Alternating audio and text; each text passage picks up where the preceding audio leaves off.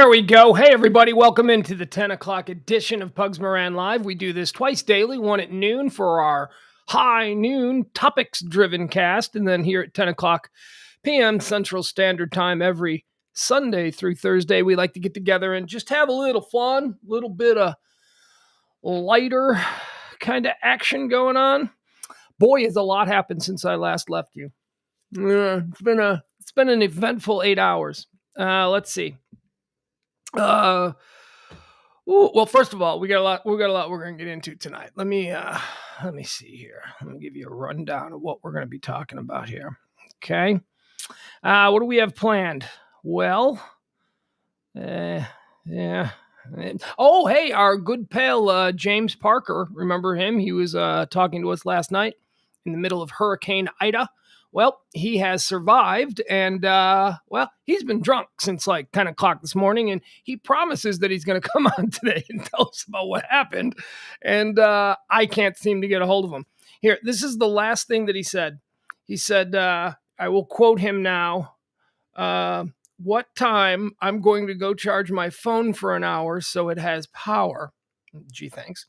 And then he says, okay, I'm going to be drunk now. I'm going to be drunk, though. I'm half drunk now. So we have that to look forward to. Oh, there he is. Okay, he just checked in. So he's going to be good. So we're going to check in with James. Boy, he showed his wife on Facebook.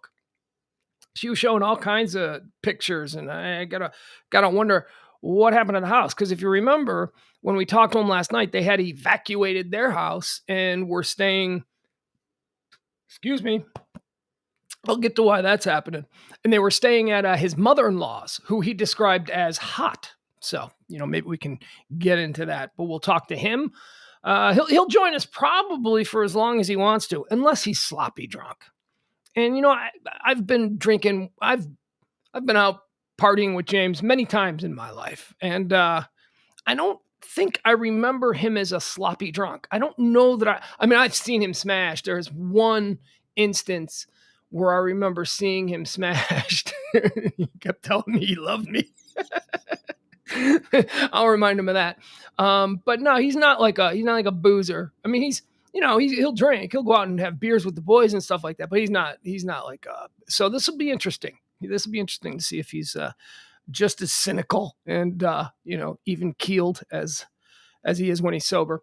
So we'll get to him. We're also going to talk about. Oh my God. You know how on the noon show, I do the trending topics where whatever's trending, we talk about, we try and explain why it's trending and what you need to know about it. There have been some cool things trending, man. There have been and you know what? Still though, you know who's hanging? Chachi. Chachi is trending. I mean, my goodness.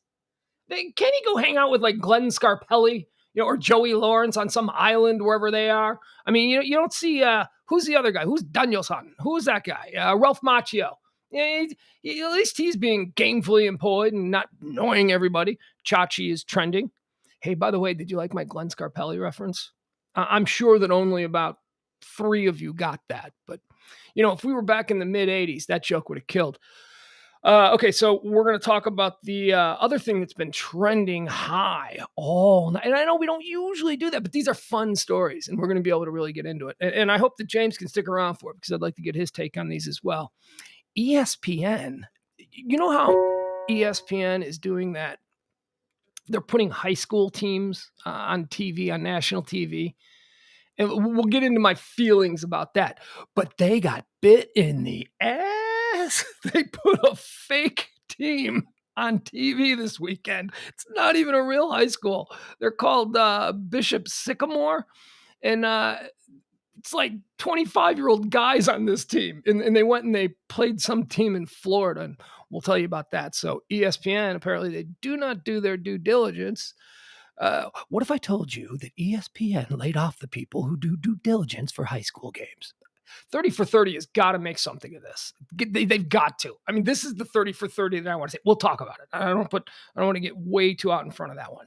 All right, so we've got that. We're going to talk to James. We're going to do that. Also, you know what we're going to get into? We're going to get into the kid stuff. I had been asking on Facebook, both pages, my personal page, and now as you see right there, the Pugs and Company page, which is going to be home base for all the operations concerning this show and all that. So If you haven't liked it or subscribed or I don't know what you do, but you do something, and I'm sure you know what to do. So go there and do that thing that you do. Underrated Tom Hanks movie, by the way, The Wonders. Um, what else are we gonna do? What else are we gonna do?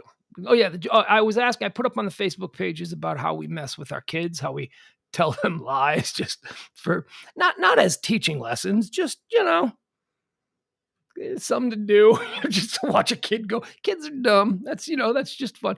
So you guys gave me some awesome pranks, and I have to tell you, my former partner Kelly Moore, she was like the queen of these pranks. If you remember her daughter McKenna, she had her daughter McKenna so confused that she didn't know her own birthday. She kept changing the date on her daughter until she was like, I don't know, 10, 11 years old. Anyway, that's funny. She did a whole bunch of great stuff. She made them wear tinfoil hats. She sent them to school wearing hard hats when some satellite was going to fall. God, she was so funny.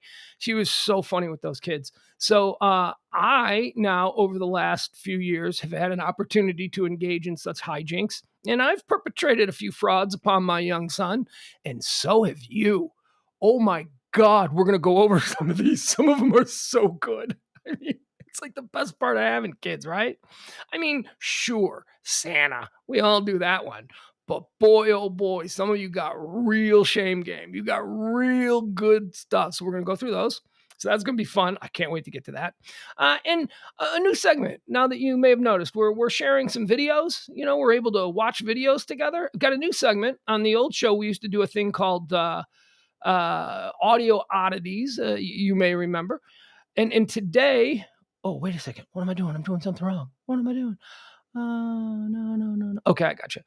We used to do a thing called audio oddities. Well, now, because we're doing video, we've got a thing called American Vidiots. And we are going to just break down some crazy videos. That's some really funny stuff going on out there. If we have time for all this, I don't know. It may take half the show just to corral drunk James, but we'll see. Couple of things that you may have noticed. Let me make sure we get this. Oh, I got to put this on the screen. Hold on. Oh my God. You may have noticed I've got some nice art behind me. We got art. We're going to start dressing it. Look at the cool. They look like psychedelic Mavs logos or whatever. We are featuring currently the art of local artist WendyMarieArt.com. And I really should have put that up on the screen, and I promise to as soon as I get around to it. WendyMarieArt.com. She's a local young artist, and I like that one. Wait, no, I like everything's backwards. I like that one. Oh, there. I like that one. That one looks.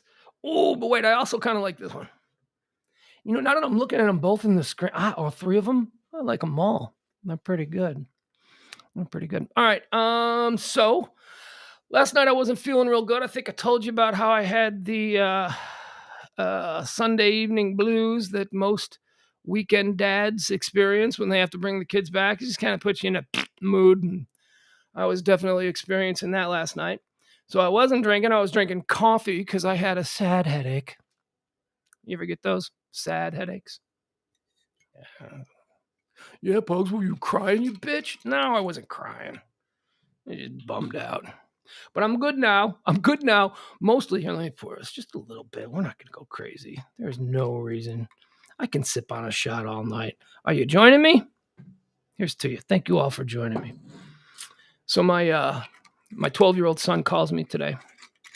Oh, I also probably have to go into the story about how I almost killed him on Lake Louisville. Okay, not really. I didn't really almost kill him. But I'll tell you what, he ain't never going to look me in the eye and say, I want Uncle Emil to take me on the tube because you're no fun. Oh, he got fun all right. I gave him fun. It wasn't good. All right, here's to Pillow Talk Edition. This is essentially the second Monday that we've done this. So this is the first week, the start of the second week, I guess, because we didn't count that first Sunday show. That was the test show. Remember when I had the phone on the coffee can and we tried to take calls? We can take calls. We can. We may not because, we got a lot to cram in here tonight. But I thank you all for joining us. And here, let me. So my kid calls me. My kids.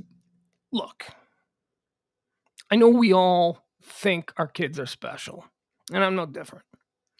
But my kid's funny. My kid is really funny. I mean, he understands comedy. He understands timing. I have a video of him that I can show you when he was 3 years old, and we were watching our our buddy Ralphie May on the big screen.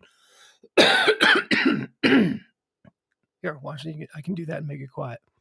Where is it?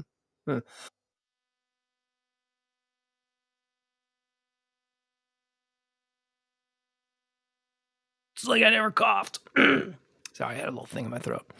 He was about 3 years old, and we were watching on the big screen Ralphie May, like a Comedy Central concert or something, and he grabbed one of my microphones because, I'm an old radio guy. I just keep microphones and all kinds of gear around. You never know when you're going to have to broadcast. So he grabbed one of my microphones, and he was walking around in front of the big screen holding the microphone and mimicking what Ralphie May was saying. It's so cute. And so I grabbed the phone and I videotaped it. But man, I remember thinking at that point, if he were to grow up and be a stand-up comedian, I've got video of him at 3 years old, his first stand-up routine for me. So anyway, he calls me out of the blue. And I fully recognize that this isn't going to be funny for anybody but me.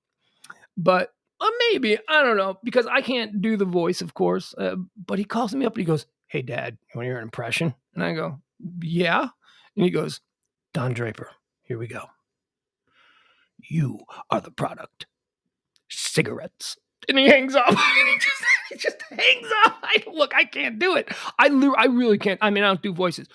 But he had the cadence down. And I was like, I knew right away that was John Hamm as Don Draper. But this is a 12-year-old kid going, "You are the product. Cigarettes."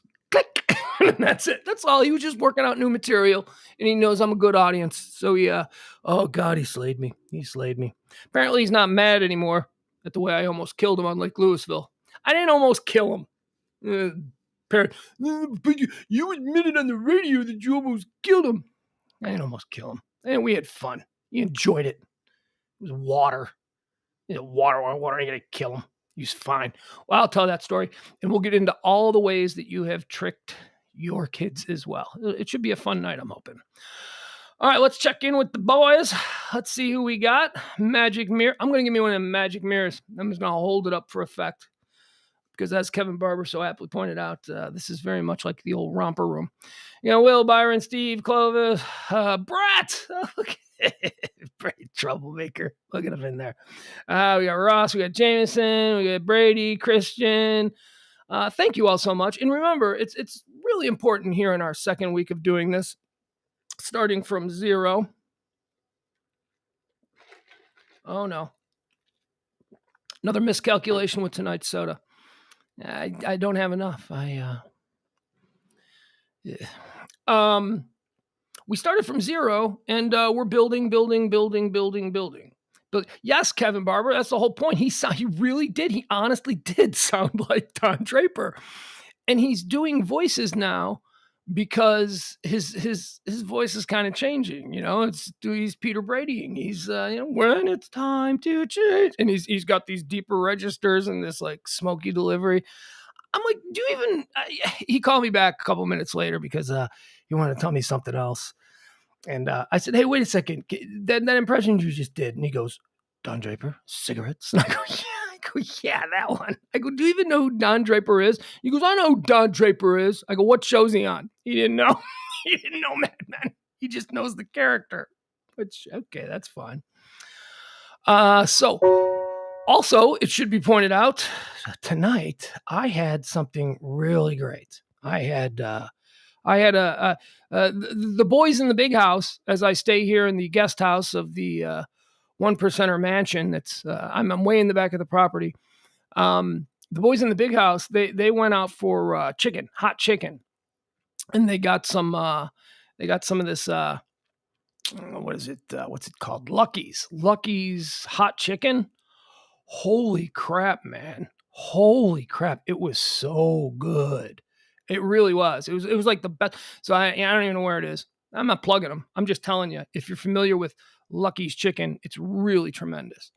All right. So James Parker just sent me a text that just simply said, "Brah," because I told him I'd talk to him at 10:05. But I gotta talk. So let's give him a call. Let's see what's going on here. All right, James Parker, live in New Orleans. See what he's got going on. Now watch him not pick up. I don't know, worked out great. Hey, what's up, Pugs? There he is. You survived. You survived Hurricane Ida. Oh yeah, I definitely survived. I'm thriving and enjoying the situation at this point. Okay, you don't sound nearly as drunk. You promised me that you were going to be drunk. Jeez, how drunk do you want me to be, dude? I don't know. Maybe you just sound like yourself. Well, I'm not going to slur through the whole thing because I'm a well-practiced drunk. That's right. James Parker is a TV newsman. He does radio in New Orleans. He's on the Westwood One network. Yeah, well, you should know. You're a professional. Oh, so how'd it go? So tell me about the house. That's what we were wondering about. All right, so now everything's cool. Everything's great. I didn't get 1 inch of water in my house, so this whole storm was nothing and overblown. They were all full of crap, and I am totally relaxed and cool. And it is a 100% different situation than when you were talking to me 24 hours ago. But you have no power, and you're still unable to video into this. So there is obviously some inconveniences you're experiencing. I am experiencing inconveniences. If I could do it here, I'm at my mother-in-law's house. She has a generator. For some reason, the internet has not gone out, and the natural gas has not gone out, which is fantastic. The natural gas, like the same stuff that goes into your stove, runs their generator, and all the lines are buried for that, so it's kind of hard for them to get knocked out in the hurricane. And I think it's a similar situation for the internet. I think AT&T just made a big around here, and so if you have electricity, you have internet. Are you boiling water? We talked to Robbie Bowen earlier on the noon show, and he said they got to boil water, and he basically said the same thing. His yard is a mess, and there's a lot of damage and trees down and no power and all that. But he's got a generator, so they're running off that. But yeah, he said the biggest inconvenience was that they're boiling their water. How about you? We are not boiling our water. We are on the other side of the levee where they have to boil their water. And most of that Jefferson Parish, from what I understand, don't care. I never boil my water. These boil water alerts anyway. You can't kill bad grass, so I'm just going to drink it, make food with it, bathe in it. It's fine. That's all you use water for anyway, just to bathe in. You don't drink water. Yeah, you mean water. You mean like out the toilet? Who drinks water? You don't drink soda pop and beer. Okay, so, but your wife, I was watching your wife's Facebook feed. And what is she, the alarmist in the family? She was putting up some pictures that were pretty nasty of damage and stuff. Yeah, she's definitely the alarmist of the family. She has fully developed spectrum of human emotions that I don't have. she has that pesky empathy. Right. She's actually capable of being anxious about situations, right? Yeah. So, I kind of envy her, but it doesn't look that fun. But this morning was very scary. In fact, the cell service wasn't up this morning, so when I leave the house, I can't talk to her till I get home. So there was like oh my God, it's like you're living in the 1980s. Oh, well, yeah, it's like living in 1993. It's like, oh my God, I'm not gonna be able to call you or talk to you till you get home. No, but the whole nerve-wracking part is the same thing I told you last night. If there's just an inch of water in my house is ruined. I have to redo the flooring. I have to gut it and do the drywall, the baseboards, and hope to God there's not a black mold issue. If there's a hole in my roof that got knocked out by some flying piece of debris, that means it got rained on all last night. It's sort of a similar process. Whatever rooms were wrecked, I have to knock out the drywall. And all right, I'm gonna have to stop you. Your phone sucks tonight. Your phone. Oh no! Yeah, it kind of sucks. Are you moving around? Are you? No. I'm holding still. What if I go to this other side of the porch? I have to kind of go outside here because everyone's sleeping tonight. All right, go They didn't stand in stay the up as yard. late as they did. What? Okay, what about now? Is this any better? That's actually much better. Give me Okay. a 10 count. 1, 2, 3, 4, 5, 6, 7, 8, 9, 10. Yeah, see, you getting 6, 7, 8, 9, and 10 went out. Six. Oh, it didn't go Damn. out. It didn't go Let me out. It let me didn't go walk out. out It just further in the isn't yard. great. Let me walk out further in the yard here. All right. It should be good because we have Verizon and AT&T backup Mm. in town, and that's funny that they can get the cell service back up faster than electricity. But That's 1, 2, good. 3, Don't 4, move. Don't 5, move. 6, That's 7, 8, good. 9, 10, Nope. 11, 12. Nope. 7, 8, 9, 10, 11, 12 sucked. Wherever you were at 1, 2, 3, 4, 5 sounded good. Okay, right here. That's good. I'm Now, in the spot. now do not move. Mhm.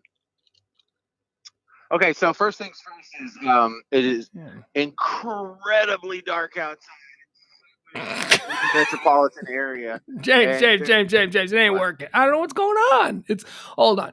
Let me ask the chat room. Let's see if these people can hear it. If it's all right, then I won't worry about it because it's going in and out for me. Let's see here. Anybody, can we hear?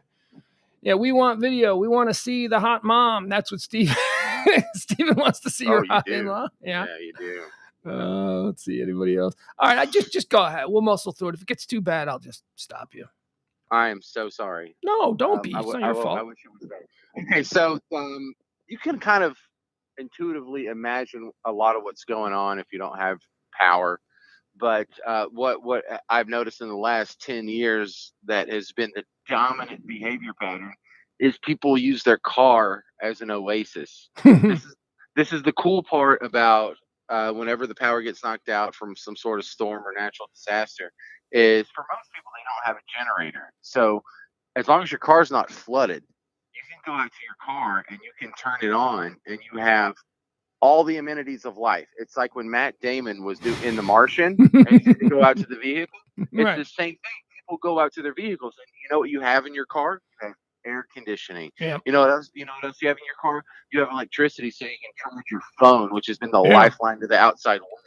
So if you in this situation where it's completely pitch black outside, except for like the one out of 40 or 1 out of 20 houses that has a generator, you're going to see a lot of people just in their car, uh, like it's some sort of oasis to the real world. And look, if you've gone 24, 30, 36 hours without air conditioning, it feels so good to get in your car and turn it on, and just for like 6 or 7 minutes, have cold air blow on your face while you're charging your phone on airplane mode so it goes faster. So it's amazing to watch how these people adapt. But your car has become a miniature version of your house, and it's self-sustaining because it powers itself. So that's just something that you Well, wouldn't. as long as you have gasoline. I mean, how's the gas situation down there? The gas situation is, Because if you I had, heard today that that's going to affect all of us in the next week. yeah, if you hadn't got gas by now, don't get your hopes up. But it's not as bad as you would think. You can still go online, go on the Nextdoor app, or go on Facebook somewhere and find the place that still has gasoline. And it was funny because it's almost exactly what you would think, without me telling you, that when everyone was evacuating a couple days ago, you would have to go to the most god awful neighborhoods in New Orleans to find the place that still had regular old gas. Hmm. So the gas station down the street didn't have gas, but if you went to the gas station that was at the corner of Rape and Murder, they still had gas. If not gas, then super unleaded. There's plenty of that going around. Yeah, so it's funny because none of this existed even when I first moved here. People didn't use their car as an oasis. People weren't so damn addicted to their cell phones, and plus the cell phone towers would go down just whenever the electricity would go down. Well, you speak the truth because it's really only within the last 10 years or so that cars have become these simulated lunar modules where they absolutely have every life sustaining thing you need. Internet connections, they got a battery to power things, and the air conditioning. I cannot imagine that. You know, here, staying out in the luxurious guest house of the fabulous One Percenter complex in the beautiful Highland Park, I had my air conditioning go out for like a day, like one day, and it was the most miserable night of sleep that I've had in the last 30 years. So I can only imagine. I mean, with the added humidity that you guys have down there, Hmm. what's the temperature like right now? Temperature's not too bad. Well, now the temperature is like 77 degrees. The high today was only like 85. which is here in Alaska. But if you're in New Orleans, this is damn comfortable. Yeah, but And it's a wet 85, right? It's a it is. wet. It is. No, that's fair. That's fair. No, no, I'm with you. My air conditioner's gone out a couple times here and there, and it's amazing how much of a wuss we have all become. And it really makes me rethink the whole like time machine thing. Like the scenario I like to throw out is like if you could go back in time to Yeah. anywhere, where would you go? I wouldn't go back before about 2011. That's about as far back as I could make it. But I guarantee you, I wouldn't go back before air conditioning. Oh yeah, no, no. So if you had a time machine, okay, let me think this through. If you had a time machine, you would not go back before 2011. Right. I'd go back to the 90s or the 80s. I think that'd No, be you I don't wouldn't. I don't want to go No, you back to wouldn't. the 70s. Why do you just need the air condition or not the air condition, the internet so badly? I'd go back before. I would like to experience knowing what I know now.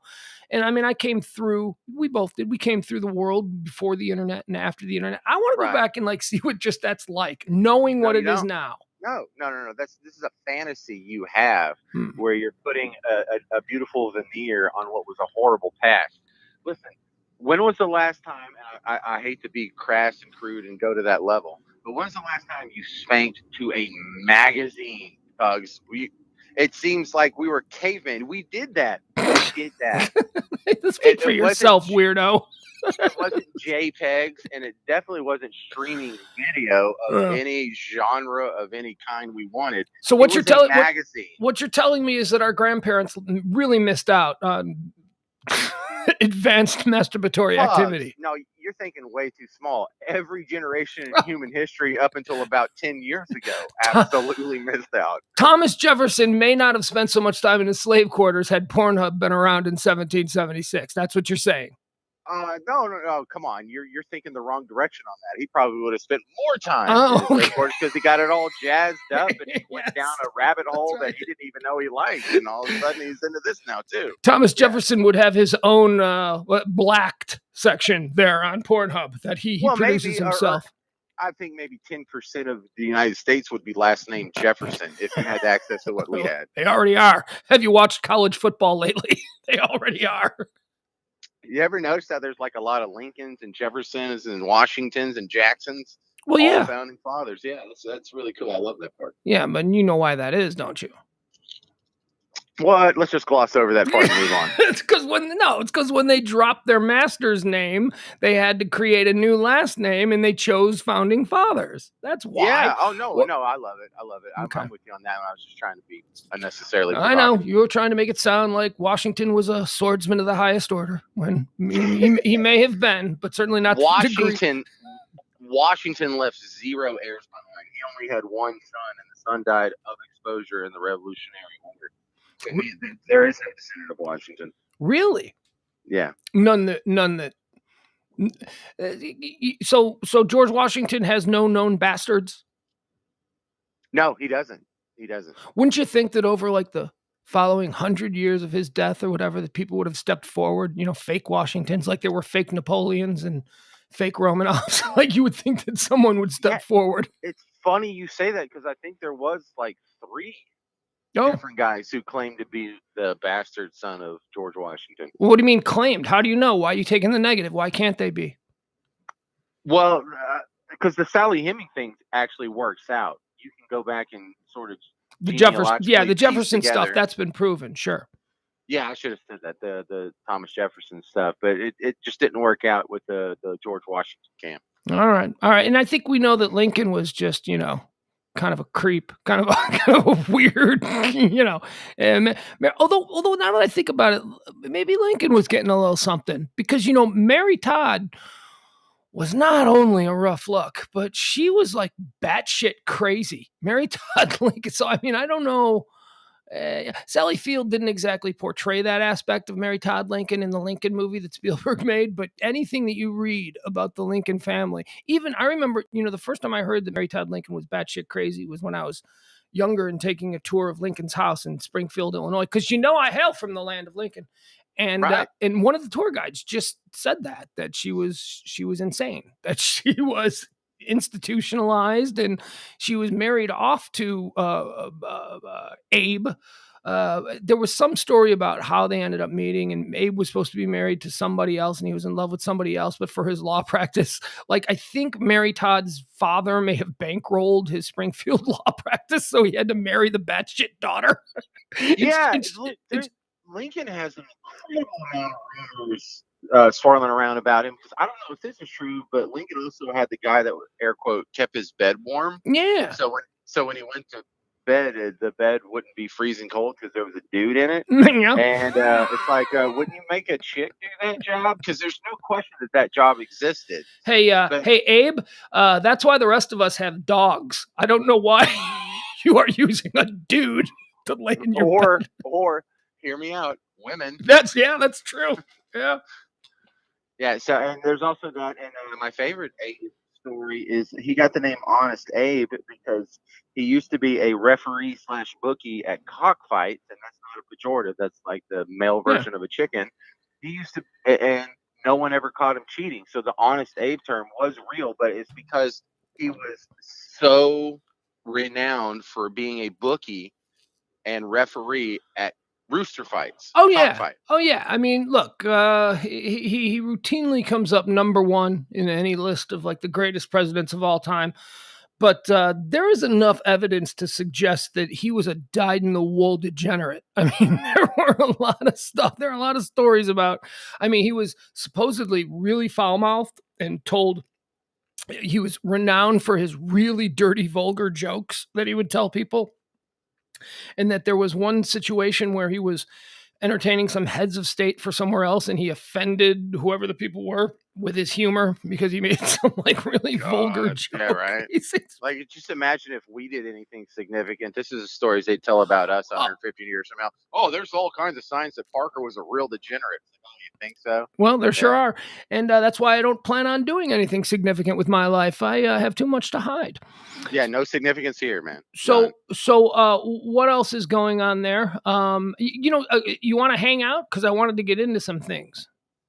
Yeah. Well, the thing as far as the hurricane goes now is just we're all Yeah, waiting for the wrap it up. power to come back on. That's it. When the power comes back on, we just reboot the computer and everything goes back to normal almost immediately. So that's it. What exactly are they telling you about the time? Well, they're saying it could be as long as 3 weeks, but like we talked about yesterday, the news is just going to tell you the worst case scenario, and they do this every damn time. Your power could be out for more than a week, so if you're evacuated, don't come back, and then it comes on like the next day. So the news is absolutely worthless in situations like this, and you kind of have to parse through it. It's like, well, what did somebody actually say? 3 weeks is the worst case scenario. Okay, so what's the more likely scenario? A week? 3 days? So you really have to dig to figure it out. But there's a lot of resources to dig, Facebook, Nextdoor app, Twitter, all that. Some guy who knows some guy who works at the power plant. It's a little more difficult to get the truth, but you can still get it. Ross Rubio has a Lincoln fun fact. He was the originator of the aristocrats joke. I did not know that. I'm skeptical of that claim, but it's very funny. Did not know that. Also, Tina in the chat room says that James ordered porn at one of her parties. I don't know what that's about. Oh yeah, remember when you could order it like on someone's cable? I just think that's funny to leave like a $39 charge. That's what you would go do to a house party. Sometimes that's an old Parker trick. Yeah, write it down, kids. And you delivered news to people in New Orleans. Oh yeah, it's a reputable source over here. Yeah, okay. All right. Well, look, I just realized that I made an accident here. I was Ed, who runs Radio Misfits and is the tech wizard behind all of this. He provided me with a brand new computer. And a couple of days ago, just before the show started, I accidentally X'd out of my entire show. And today, because there's a new computer here and I'm just not used to working on it, all of my show, all of the stuff that I wanted to share is on the wrong computer. I just looked at the computer I'm using and I'm looking all the tabs and I'm like, nope, that's not going to work. So we probably won't get to the American Vidiots segment today because that's heavily reliant on you guys being able to watch this with me. But one thing that we can get into, this has been trending all day. Now, I sent you a text about this. Did you happen to check out this Bishop Sycamore story, the ESPN story? I did not. I saw you sent the link, and at the time the cell towers were down, so I tried to click through, and it gave me the error. You know, and I was gonna bet. and you had important drinking to do, so you know. Oh man, if you want to hear about my day, it was wild. I had to drive through about 2 feet of water to get to my house. Did I send you that video? Yeah. Explain that video. Yeah. So the way New Orleans is designed, obviously we're under sea level, and the sewer drains, like where the clown from It hangs out, and they just go straight to a pumping station, and it pumps it back into either the Mississippi River or Lake Pontchartrain. And if it can't get there, it'll put it in a canal that goes to Lake Pontchartrain. Um, so the roads are all down a little bit lower than all the houses. Almost every front yard has a little, just a gradual gradient down to the street. And so, and that's designed specifically to catch water, and we can take on a whole bunch of rain without flooding the houses. But when I have to go from my mother-in-law's house to my house to go check on it, make sure I didn't flood, and get some supplies and clothes and things, that means I have to drive through about 2 feet of water at that's the norm. It's about 2 feet. Well, when you It get to looked my hairy. street, He sent me a couple of videos, and I could not believe. Are you in an SUV or was that a regular so car? I'm in a truck. It's a Okay. Honda Ridgeline, so it's not like a big jacked up F-250 or whatever, but it is a truck that's a little The bit off the ground. the And waves from the water that you were driving through were cascading across your hood and onto your windshield. How did your car not die out? okay, so it's about 3 feet of water that causes it to do that. The water wasn't necessarily that high, but when you start to make the wake in front of you and then drive through it, it does go over your hood. Mhm. And when you're in that situation, your exhaust pipe is underwater, and you cannot let off the gas for 1 second, because once you do, water backs up into your exhaust pipe and kills your engine, and you can't get it restarted. Oh yeah, I've been stuck like that. I've had my car die while delivering pizzas as a younger man. Oh, good. Then you know what I'm Oh, talking I know about. exactly what you're talking about. Yeah, I've Oh, that's the worst. You got to so I climb had out a. and waist deep water and ugh. That's it. Okay, so you know exactly what I'm talking Oh about. Yes, yeah. you just can't let it die. And there was a bunch of giant tree limbs in the road, so I had to kind of pull up on the sidewalk anyway, which really sort of helped my situation because that put me in more shallow water. But I was screwing up someone's yard, probably. But that's what you got to do to get home. I look. I can't wait. I can't wait a whole nother day to see if my entire house is ruined and my entire life is ruined. I need to get through there, so I just punched the truck through about 3 feet of water. So you haven't even been home yet. I mean, you've seen it, right? You've seen your home. Well, I had to go to the house twice today. First thing you got to do is the day after is you got to go get everything out of the freezer and the fridge that will go bad. You're not going to take popsicles or sodas out of there, but you'll take, milk and things that can expire, meat if you have chicken breast or ground beef or whatever. So I get a giant cooler and I go grab all that and come back. And then I had to make another trip over like kids clothes and some other stuff. All right. Well, it sounds like it was a scary night, but it's all right. What about the death toll? I hate to get downer here, but I've heard one. Are you hearing more there? No, and look, the death toll is such a bogus number because it's basically anybody that died at any time in the last 2 days that wasn't of natural causes. Okay, yeah, I can see that. I can see how the alarmist news media might try and pad their stats by some guy that Right. was at death's door who was probably going to die anyway. Well, it's also like some I guy don't mean was to drunk laugh. drive. That's how I No, deal some with guy was weirdness. drunk driving and he hit a minivan, and so he kills like a family. Okay, And and so then it's like 5 dead from the hurricane. It's no 5 were dead because this guy had too much bourbon and smashed an Astrovan. during a It has hurricane, nothing to do with the hurricane. the hurricane was secondary. So when we have a number this low, it's basically within the margin of error. We call it zero. Yeah. I feel bad for the family of the one, but okay, I can see how that would make sense. All right, so I want to get into this because this story has been trending. Now it's dropped down to about number 4 or 5, at least on the Twitter trends. But for the best part of the afternoon, it was trending at number 1, and it is the story of Bishop Sycamore High School. Now, let me tell you this story, James. Okay. So ESPN in the last, I don't know, maybe 5 years or so have decided that they're going to start making money off high school kids. So ESPN will televise high school football games.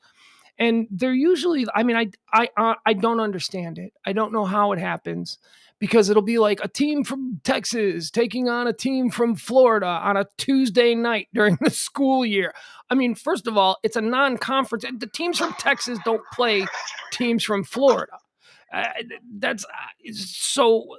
First, I mean, I hate it. I don't like it. I can watch. You know what they should do?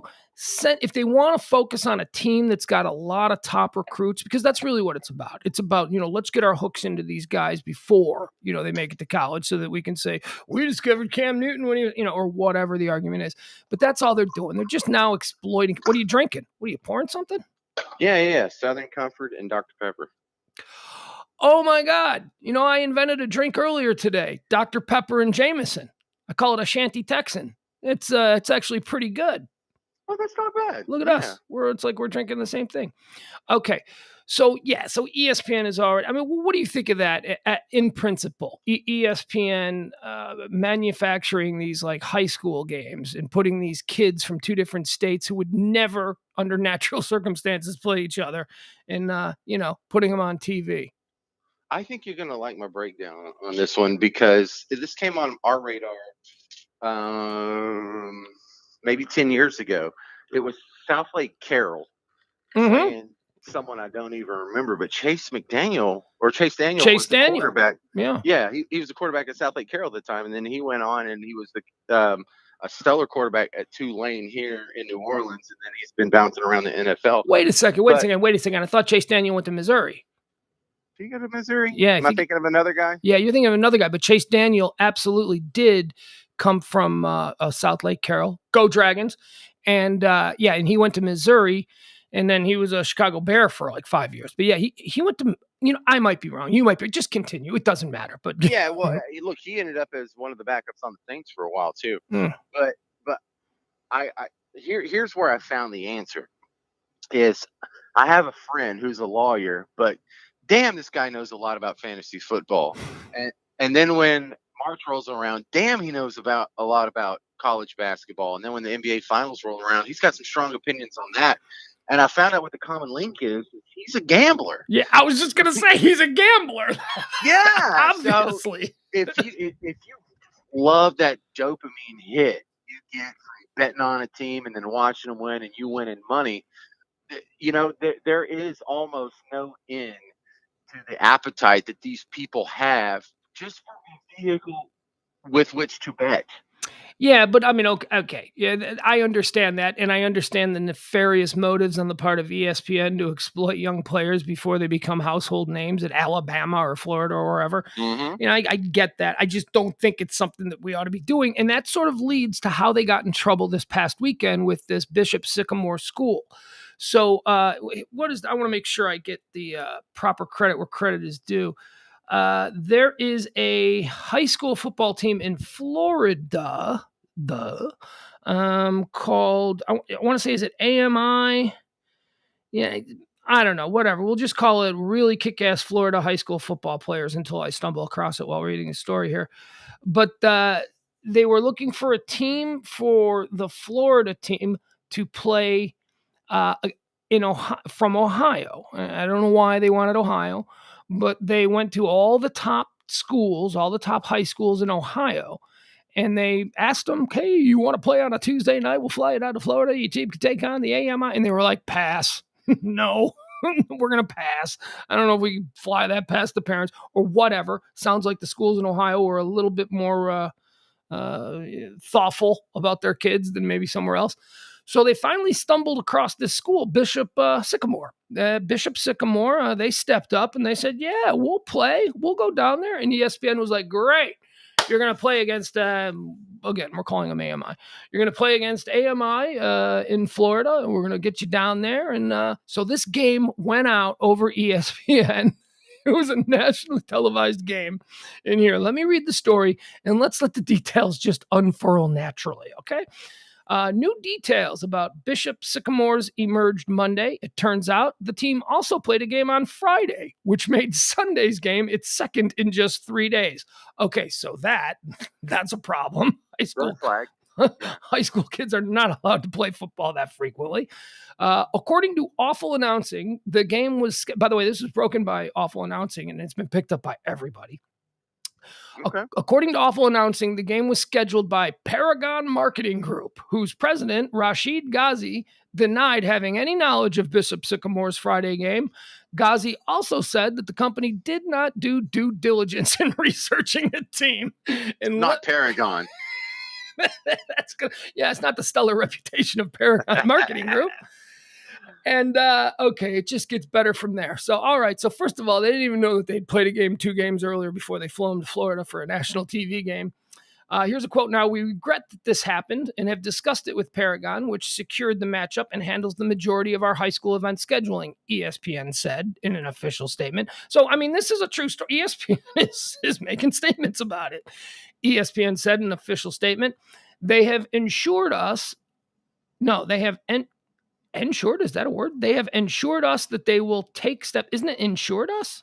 It should be assured us. Yeah, or assured us. Yeah. Yeah, assured us. But spell check doesn't pick it up if you just choose the wrong word. All right. They have assured us that they will take steps to prevent this kind of thing from happening in the future.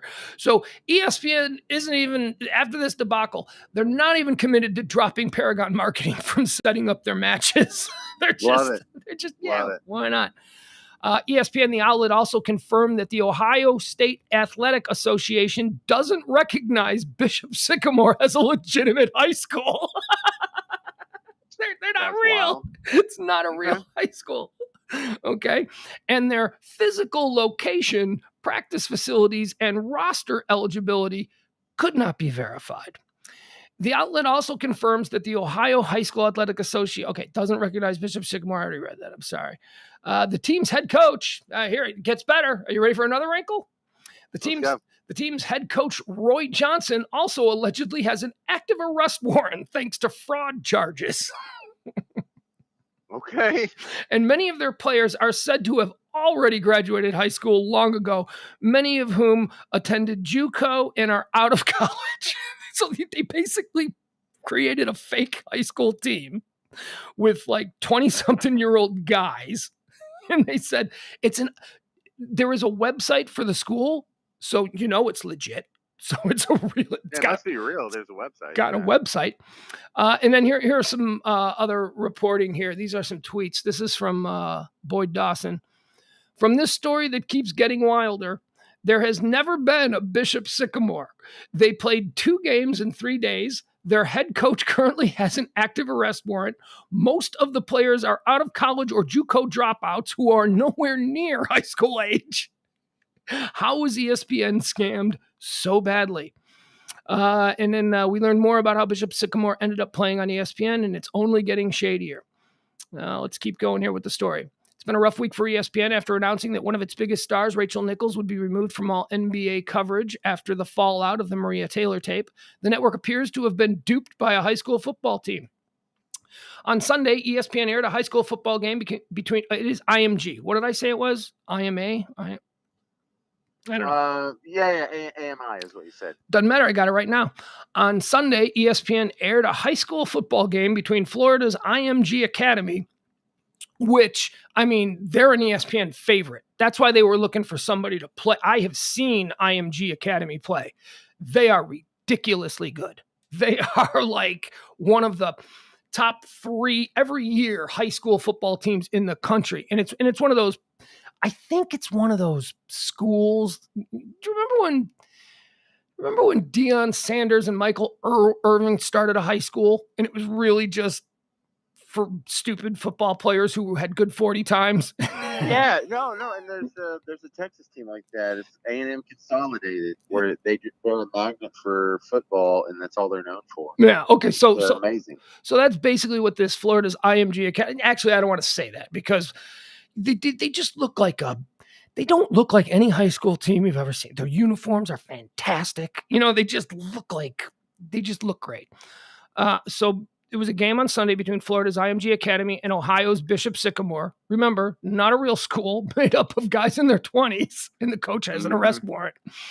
IMG Academy in Ohio. Wait, I'm sorry. On Sunday, ESPN aired a high school football game between Florida's IMG Academy and Ohio's Bishop Sycamore. Anyone who watched the game could see as plain as day that IMG Academy is good and Bishop Sycamore is bad, like really bad. So not only are these guys in their 20s, taking on a bunch of high school kids, but they got their ass kicked by high school. It was like 44-0. It was a complete blowout. This story is so funny. This story's great. I mean, tell me you don't want to see an ESPN 30 for 30 on this. It's happening. It's already in development. They already got the director narrowed down to 3 guys, I'm sure. But I can't tell it. Look, I can't tell if this is more like the Longest Yard, where they were just coming up with a team to practice against, before the real football happens, or if this is more like the Washington Generals versus the Harlem Globetrotters, because no one's there to see the damn Washington Generals anyway. No one wants them to, no one expects them. All there to see the Harlem Globetrotters. They want the Harlem Globetrotters to win. If they win 44-0, cool, everyone's happy. Here, let me see something. I'm sorry. I'm gonna try and find this so I can pull this up. I gotta pull this up for you. Go ahead. I'm sure you got more hot takes on high school kids playing football. Floor is yours. Go.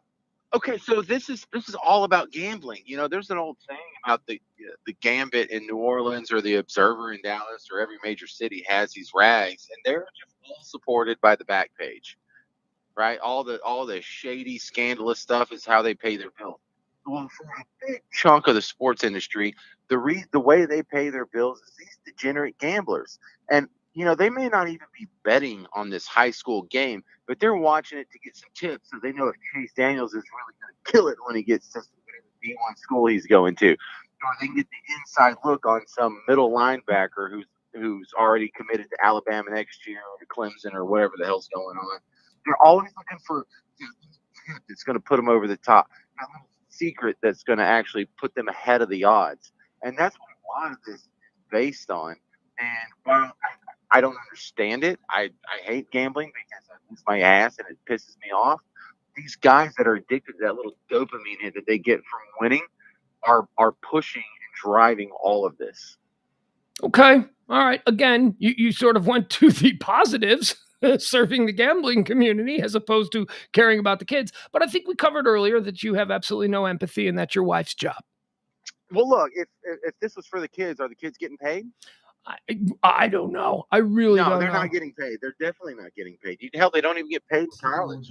Hold on, let's listen to this for a second. This is explain to you what's going on here. If you're watching in the chat room, okay, so we're seeing the white uniforms. Those are the I can't forget, IMG Academy, okay? And then the black uniforms are the middle-aged men. They're middle-aged now, who aren't really in high school, who are playing these guys. And at some point, at this point in the game, there are 7 minutes left in the second quarter. So about a quarter and a half has been played, and it is 30-0 by Bishop Sycamore. Oh, so they let off the gas, huh? Or 30-0, IMG Academy, whatever it is. IMG, yeah. Now, at some point during the game on ESPN, and I hope we can hear this, I'll try and boost it a little bit.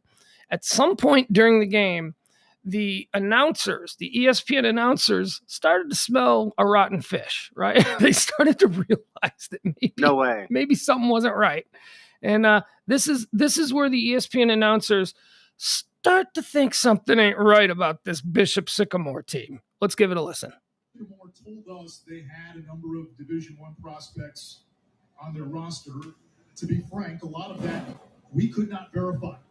And they did not show up in our database. They did not show up in the databases of other recruiting services. So it's okay. If that's what you're telling us, fine. That's how we take it in. From what we've seen so far, there's the coach. This is not a fair fight. And there's got to be a point now, Ludes, where you do worry about health and safety. I already am worried about it. I think it's this could potentially be dangerous given the circumstances and the mismatch that we have here. And quite honestly, Bishop Sycamore doesn't have not only frontline players, but they don't have the depth in case something would have happened to their roster with maybe a kid or two here throughout the remaining 2.5 quarters of this football game. Remaining 2.5 quarters of the football game. And by the way, while the announcers are discussing this situation that's unfurling in front of their eyes on TV, the IMG Academy just rolls off another 17-yard run, just running over them, just all these middle-aged men. So I'm so glad you played me that audio because those broadcasters seem so disappointed. You know, they've been working for these high school games and maybe I don't know, Appalachian State or whatever they can call, and they finally get their chance to be on ESPN. They find out it's a con like halfway through the game. Oh man, this is see now this is starting to look less like the Longest Yard or the Washington Generals. This is starting to sound more like a Milli Vanilli, where it's like let's just put a group together and throw them out there. No one will know the difference, and when we know the difference, that's embarrassing. Well, I'll tell you what it's starting to look. It's if I was the coach of the team, you know, the guy with Roy Johnson, I believe his name, the guy with the arrest warrant. Man, I'm coming out right now and I'm going, man, we got you guys. You guys are stupid. This ain't our fault. We saw an opportunity. We jumped at it. No, we're not a real high school. These are just a bunch of my stepson's friends that I got together and we got a free trip to Florida. All right. You're in front of a computer, right? Yeah. Is Bishop Sycamore even a dude? Like, is that even a real dude? No, I don't believe. No, so they invented a bishop?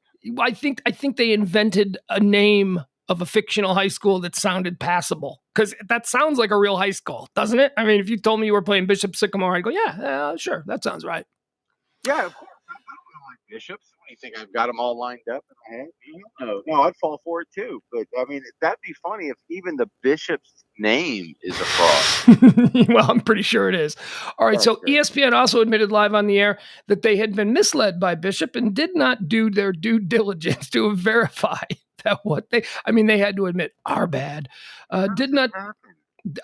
Well, how does it happen? Because you outsource. Because they probably don't have someone in house anymore that they pay $30,000 a year to do these kinds of things. They had to let those kids go because they had to outsource it to Paragon. Yeah, it turned out to not be a Paragon. Exactly. So they admitted on the air that they'd been misled by Bishop and didn't do their due diligence to verify that what they had been told about the caliber of players was true. So you hear the guys calling the game say, we were told that they had a number of Division I top prospects, although none of our research could verify that. Well, so you're telling me that there were red flags before you went live? Nobody looked any further? I mean, just the website, there is a Bishop Sycamore website available. You can find it. The website looks like something that was hastily thrown together, and it looks completely phony. That's it? It's like a WordPress site or whatever. Exactly. And they have like these videos, these highlight tapes of their football team on the front page, the homepage and none of the videos work. They're all just dead links. So that's so great. Like there is no video, just a screenshot. Okay. So who did do the due diligence to find out what we just heard in the audio clip? Probably those broadcasters themselves, but they did the smart thing if you're thinking of it from a self-interest angle, because what are they supposed to do? Tank their first national football broadcast before it happens? Or do you take it in the middle of the broadcast? And that way you get to maintain a shred of credibility and you get the notoriety from actually doing an ESPN broadcast. You get to throw that on your resume. Well, let me tell you like this. Okay. This is like the people who got tickets to see Siegfried and Roy on the night the Tiger ate Roy. Those people wanted their money back. Those people, everybody wanted to be refunded on that show. No, they did. Yes, they did. And I'm like, are you kidding me? That is the greatest Siegfried and Roy. That's the only Siegfried and Roy show anybody ever cares to hear about. And you were there and you want your money back? Because everyone else who went to a Siegfried and Roy show should have asked for their money back. Yes. You're the only guys who shouldn't. Y'all are the only ones who got the show. Absolutely. So these guys calling this ESPN game, it went from a completely disposable high school game on a Sunday before the football season starts that hardly anyone was watching to now the most notorious ESPN high school game ever. And they will forever be the voices of that game. I mean, that is something. So, I would say, thank God I was a part of it. I'm glad to be a part of it. It's not my fault. Right thing. Yeah, they did the right thing by not tanking it beforehand. Even if they did their due diligence and found out it was a prank beforehand. Hey, let's let this roll. Anish Shroff, who was one of the commentators, one of the play-by-play guys for ESPN, he sent out this tweet. It says, sorry, they had no business being in that game today. None. I feel bad for the kids. Well, they weren't kids, which we found out later. Right, for the adults. I feel bad for the kids. Player health and safety was at risk today. Yeah, because they were playing against a bunch of 25-year-old, I don't know, gang members. I don't know where they came from. I mean, they were, first of all, their quarterback. I saw a video of their quarterback. You'll love this.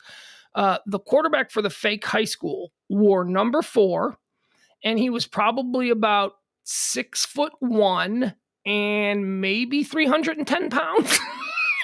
Oh, he's a big fella. Oh my God. They essentially had an offensive guard playing quarterback. He was massive. He was by far the biggest kid on the field, and he was playing quarterback. And I think the idea was he was playing quarterback. You should have led with that. That should have been in the first minute of the story. Oh, there's so many wrinkles to this story. I had to choose which I was going to lead with, and So here's what I think happened there, because there was a video clip out of number 4, the gigantic offensive guard playing quarterback. There's video of him on a quarterback end around. So he takes this, not bothering to hand it off to anybody, not bothering to throw it to anybody. He just ran around the outside. And because he was so big, he couldn't help but get 5-6 yards every time because he just fall forward. Right. Yeah. And I think because they're not a real team, they probably didn't have real practices. So they just figured, let's make the giant guy quarterback, and at least we'll get like 4 or 5 yards every time he runs. And that was essentially their entire offensive game plan. Oh, this sounds like a horrible game to watch. Oh, come on. I want to see it now.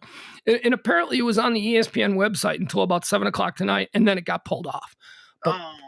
But holy cow, do I want to see that. Somebody better put that game on YouTube. I really want to see that game now. I mean, that game, if ESPN re-aired that game tonight, think of the ratings. Think of how big the ratings were. But you know what? They don't have a sense of humor. ESPN cannot admit that they got duped. They should do Kenny Mayne or whoever the guy is that does, I don't know, I don't even watch ESPN anymore, but whoever their most entertaining guy is, he ought to do a whole wraparound, setup of it and then just play the game. I mean, come on. Bro, the 30 for 30 on this is going to be amazing.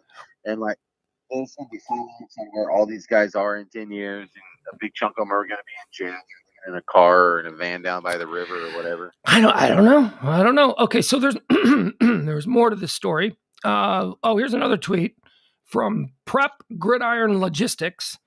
They say all of the top high school football programs in Ohio were given the opportunity to play IMG today. Excuse me, I got something in my throat. Bishop Sycamore was the only one in Ohio to step up. Stop defending the state of Ohio and start giving kudos to Bishop football for their courage.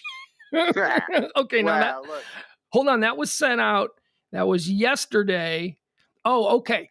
So during the game, the ESPN play-by-play guy sent out the sorry, or maybe this is at the very end of the game. Sorry, they had no business being in that game. So before the whole story broke. So that's what the ESPN announcer said. Sorry, they had no business being in that game, blah, blah, blah. I feel bad for the kids. Their health, their safety was at risk, blah, blah, blah.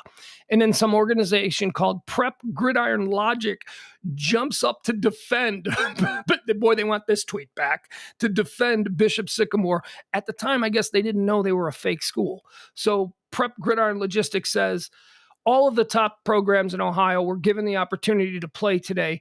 Bishop Sycamore was the only one to step up. Stop defending the state of Ohio and start giving kudos to Bishop football for their courage. Hashtag iron sharpens iron. Hashtag play the best. Hashtag anyone, anywhere. Anyone, anywhere will get blown out by 44 points. And you can Twitter is just full of those people, isn't it? Yeah, it is. I want to now follow Prep Gridiron Logistics to see if they did a mea culpa tweet. And sorry, our bad. We got duped too. To make matters worse, Bishop Sycamore might not even be a real high school. Football Scoop points out. Hang on. Why are they still saying it may not be a real high school? You can't just look this up? Well, no. It's not you, but the news sources. Y'all can't just find out if this is or is not a real high school. Well, it could be a paper trail. James, I guess the question I would have for you is, how do you define a real high school? One that played a game last year. They did have like science classes. They did. This high school, this whatever it is, actually did field a team last year, and that team went 0-6. They lost every game they played. They didn't even play a full schedule. So it seems like it seems like they were doing some shady stuff last year, and they just decided to try it again this year. Had an opportunity to go to Florida, and they said, "Let's take it." Well, did they have like students in a math class and everything? Well, again, now why are you going nitpicking? It is an online high school. It is not. It is not an actual physical location. This is great. So here's what I think happened. Here's what I believe happened. I think that this is maybe like a neighborhood semi-pro football team. And look, the coach of the team is already wanted. He has an arrest warrant for fraud. So he's engaged in some silliness in the past. And I think this may have been another one of his little silly things. I mean, he probably... He gets these guys together and they play. And they played 6 games last year. They lost all of them. 6 games isn't a full season anyway, so I don't know what that's about. But maybe they just sort of pop into the scene whenever, or maybe last year was a COVID year, so maybe I have that wrong, right? Maybe the season was shortened for some reason. Yeah, good point. Just to be fair. But yeah, they're not. They don't. All right, here's what it says. Football Scoop points out it appears to be an online-only school with a website that resembles a blog. The team went 0-6 last season and was routinely blown out in every game. With all this information readily available online, it's unclear why or how ESPN agreed to air the game in the first place. It also goes on to discuss how the coach created fake bios for his players, and most of his players were all top recruits, even though there is no recruiting source in America that has any of these kids' names on it. And the website has players, pictures of players, and it says so-and-so from last year's 0-6 team is going to Alabama. You know, it's like, so the website looks like a fraud. What I think happened is there might be some shady charter internet school for, kids that just can't be in classes with other kids. You know the type. They just or kids that have failed at junior college apparently. What? Well, I don't. I see. Like I said, I think these players might just all be friends of his stepson or something. I don't know where they came from because. Yeah. I think that what he did is he probably got in cahoots with some shady.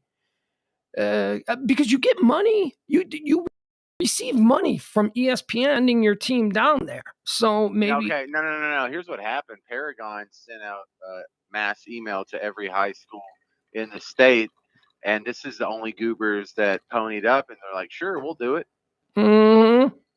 Yeah, and this really is a movie just waiting to happen. It is. It's a 30 for 30. If CNN or if ESPN has the balls to be a bit self-effacing and admit that they screwed up big time here, they could do the greatest 30 for 30. What if I told you there's no such thing as Bishop Sycamore High School in Ohio? That would be an excellent 30 for 30. I'm starting to worry that there really is like a Bishop Sycamore, and this is just dragging his name through the mud. Yeah, that's my primary concern is about the kids. Support Bishop. The good Bishop Sycamore. Hey, James, we're going to let you go. We're going to move on to something else. We want you to stay safe, and we'll check in again with you in a bit, okay? Not like tonight. But, no, that's fine. Thanks for letting me be part of the show. I totally appreciate it, and I look forward to doing it again. All right, there he goes. Safe and sound. That's James Parker down there in New Orleans, Louisiana. Oh, my God. How fun was that? How crazy is that story? I just love that story. I love anytime ESPN is so arrogant. They're just so, and they completely got screwed over.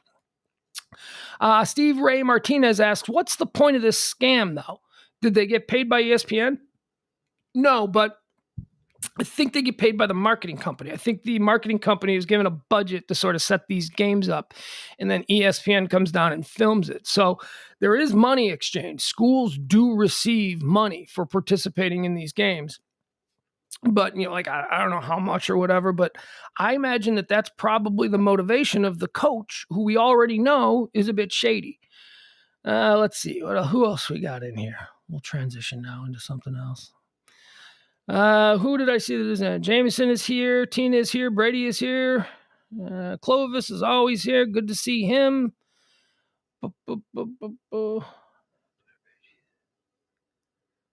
Okay. Oh, what's this? My mom in the chat room? I'm saying people are talking to my mom. Jeez, it's the Cubs. I guess she's not. I don't see her. Yeah, even my mom is bored with me at this point. Isn't that nice? All right. So what else should we move on to? Oh, you know what? Why not? You want to talk about our kids? Should we do that? Let's do a little bit of kid talk here. But first, I kind of got to tell you the story. So, my buddy Amol, we go out to Lake Louisville a lot. He's got a boat. He's got jet skis. He's got all that kind of stuff. It's a wonderful way to spend the summer. You simply must go. None of this stuff is mine. These are all his toys. He's just nice enough to let me and my son play with his toys. I mean, his son too. So, but this weekend we ended up going out to Weinberger's Deli and he had the Pugs and Kelly. I definitely impressed my kid with that. He saw the name up there. He was like, Dad, you really do have a sandwich. I'm like, yeah, I got a sandwich named after me. Your old man used to be a big deal around these parts. He's like, but now you live in a guest house. Like, shut up. Why you got to knock me down? You're your mother. It's like that kind of deal. No, we had a wonderful time. It was fun. And then we went from Weinberger's over to the lake. And we didn't do the full boat thing. We just went out on the jet skis. It was, his Uncle Emil took out the Lamborghini jet ski. He's got one that's a Lamborghini and one that's a Range Rover. That's what we call it. And me and my son took out the Range Rover, which is, it's a multiple people jet ski. Still a beautiful machine. Just an incredible machine. And we decided we were going to go tubing. So we dragged a tube behind the Range Rover.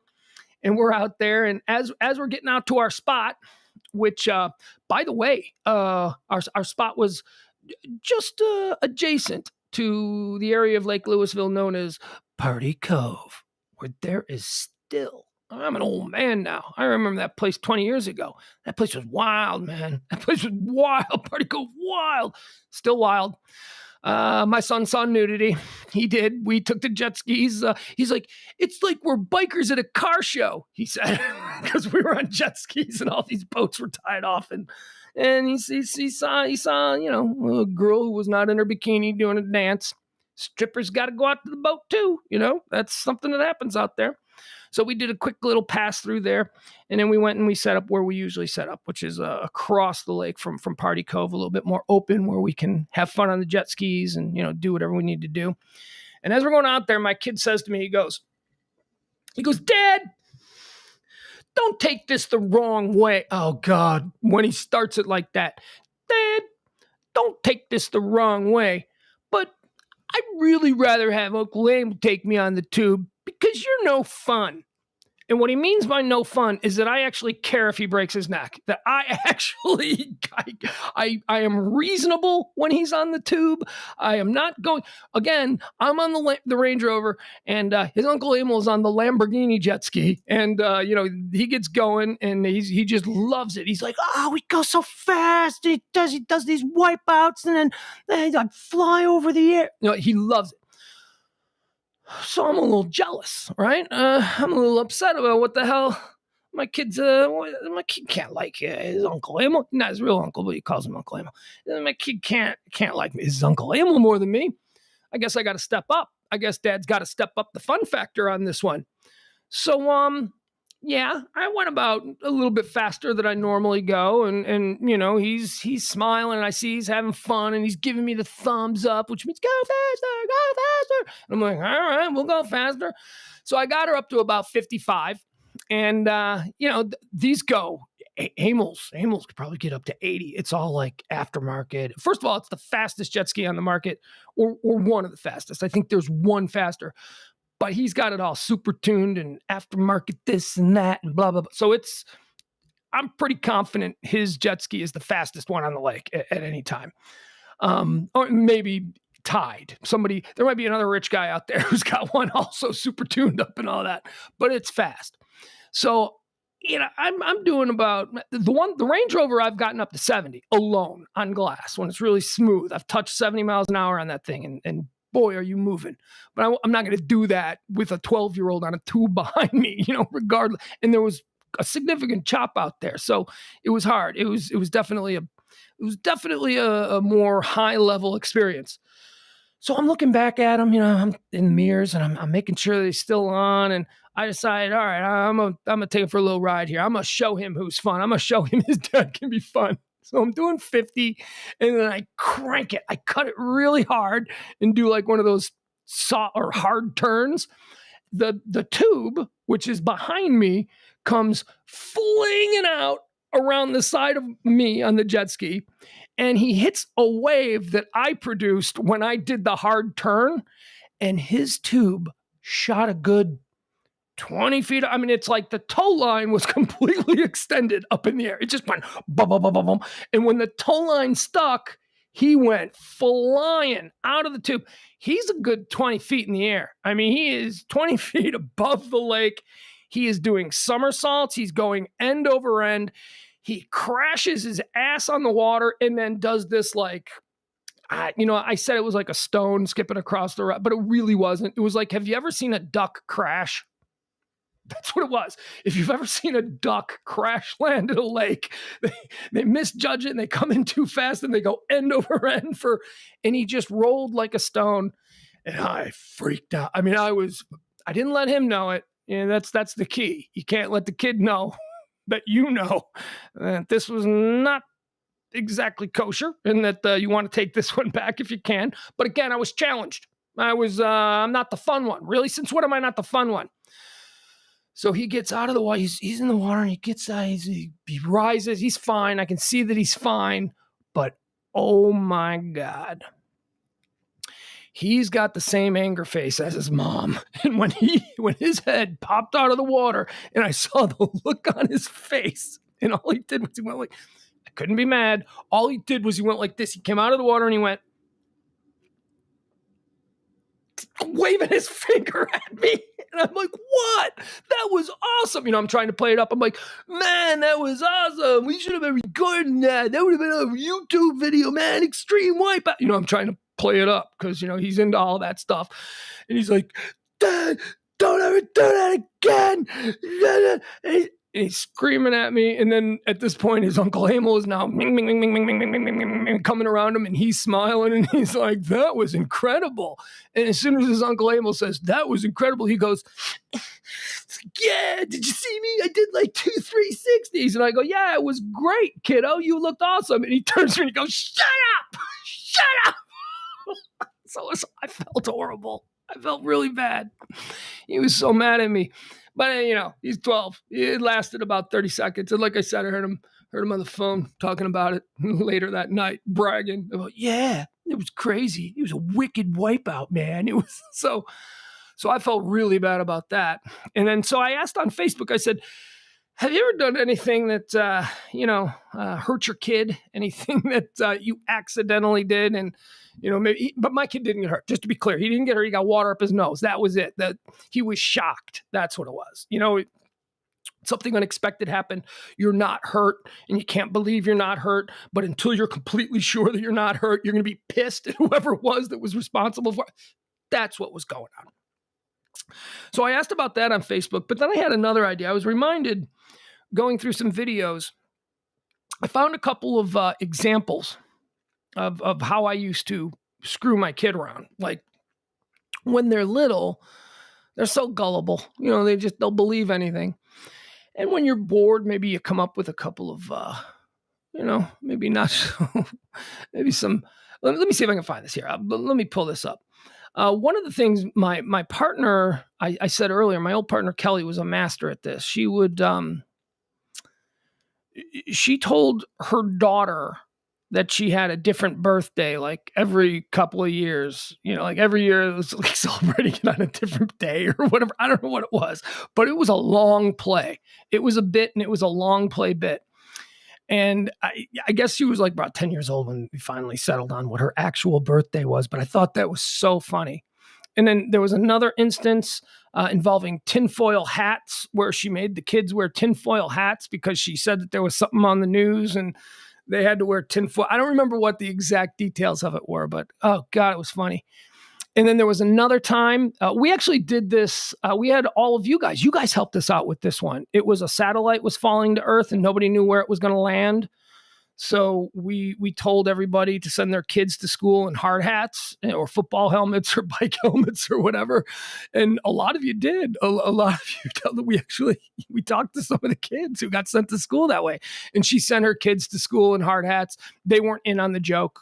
She said, "Nah, this is the government said that until the satellite falls, you've got to wear these helmets in class." So she sent her kids to school with helmets on, and they were the only kids with helmets.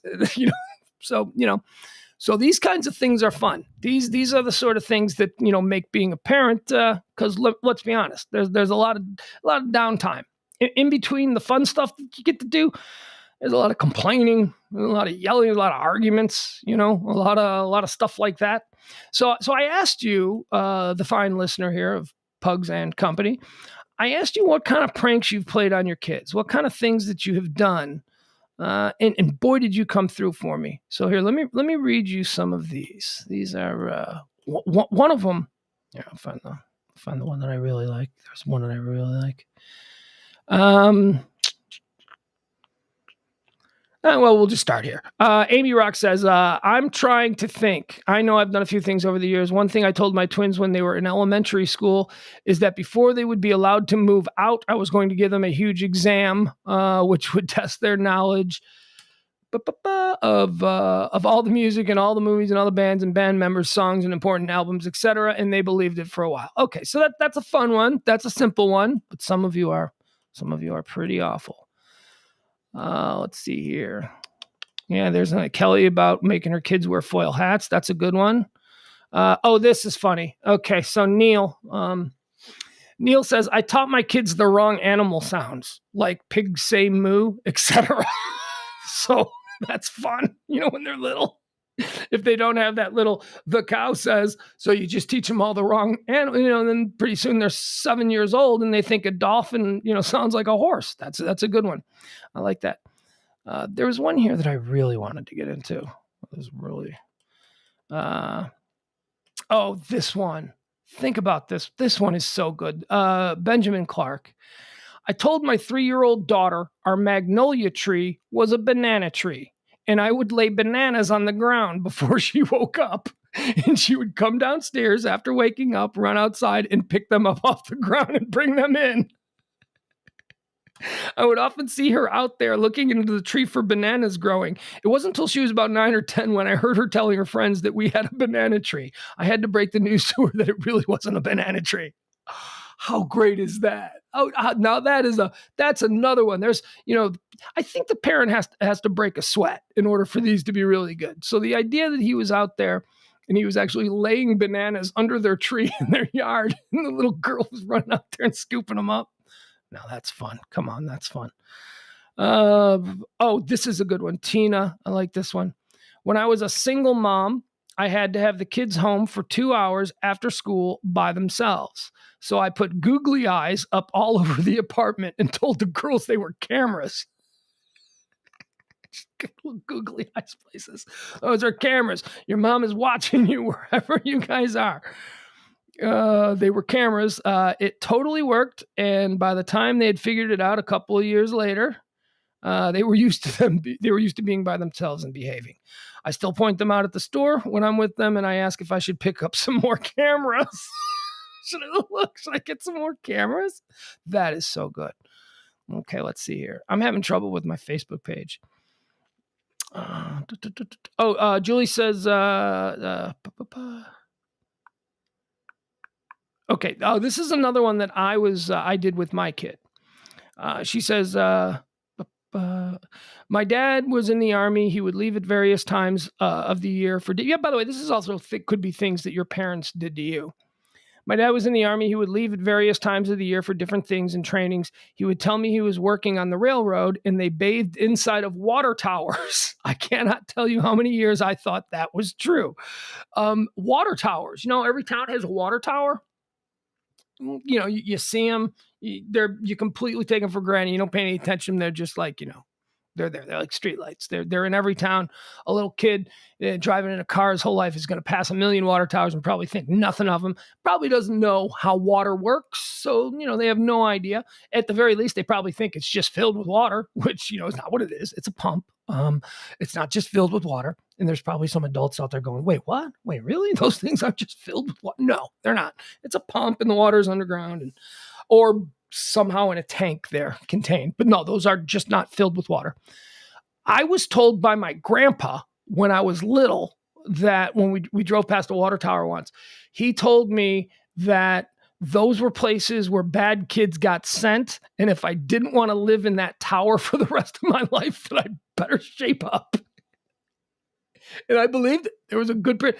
So switch it up now to me and my kid. And I told my kid the exact same thing. Every time we'd pass a water tower, there's a water tower everywhere. So if you're in the car with your kid and your kid is acting up, you just say, that's it. We're going to the water tower. There it is. And you can just point it out. And they're going to, no, you're not taking me to the water tower. So it actually works because there are water towers everywhere. And it's really good for when they're acting up in a car because, kids tend to act up in the car. So just there's a little tip. You can always tell little ones. I'd say you start about 3, 4, 5. You get them in there with the water tower lie and they'll believe that one.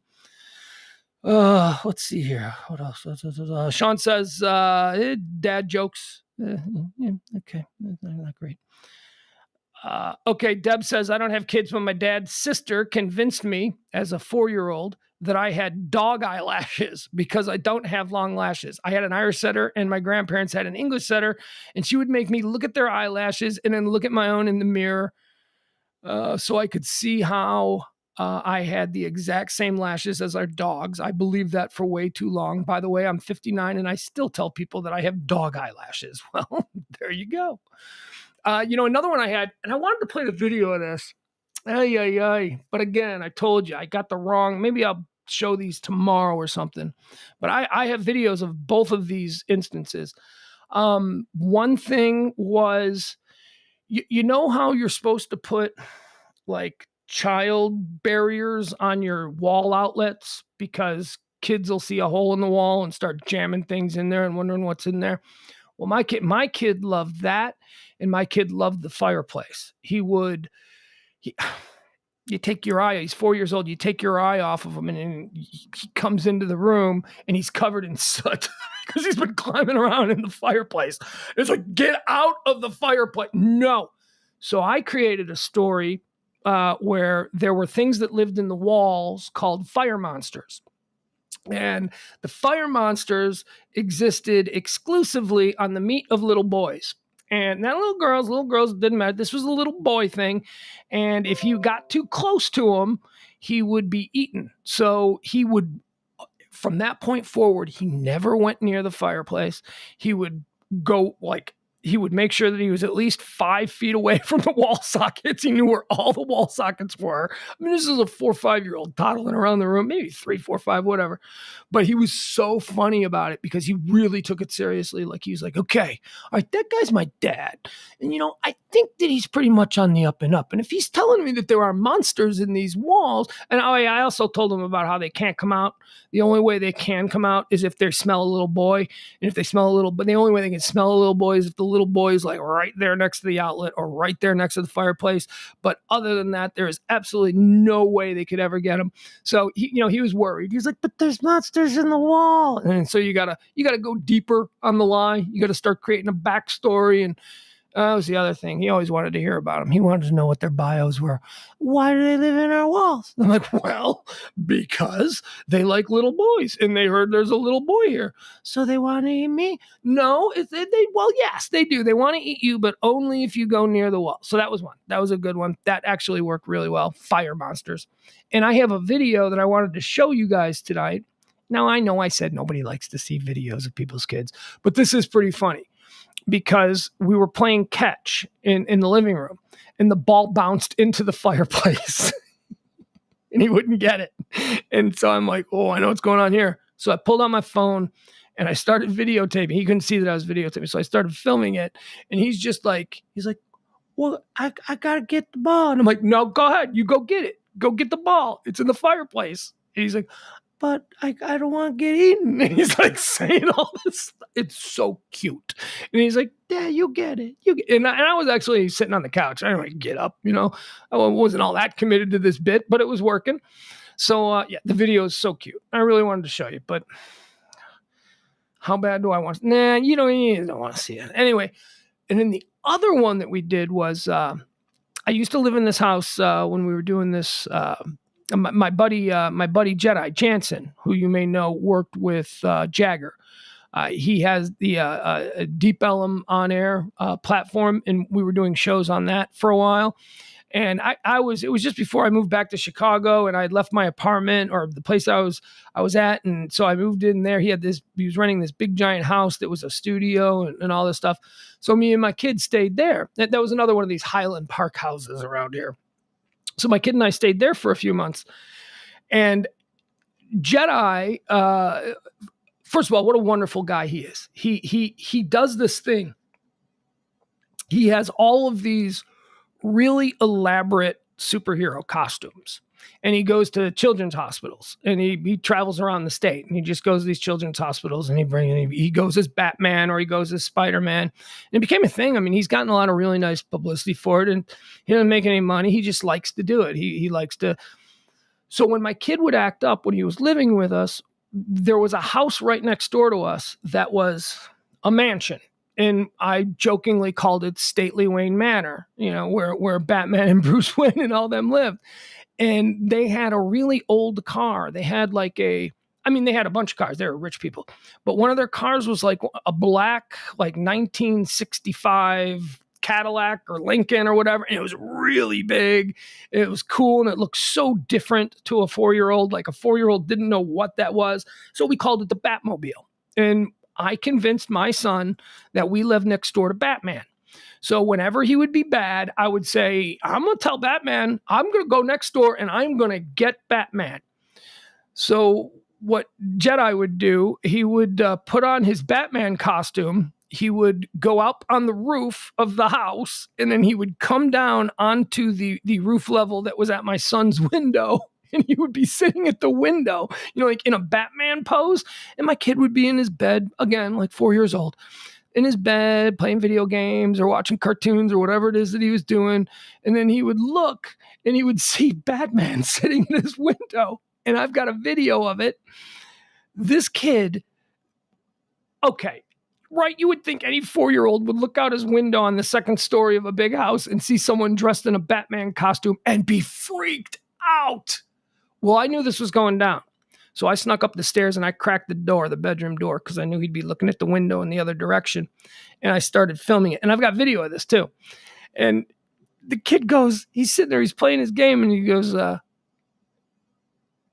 hey, Batman.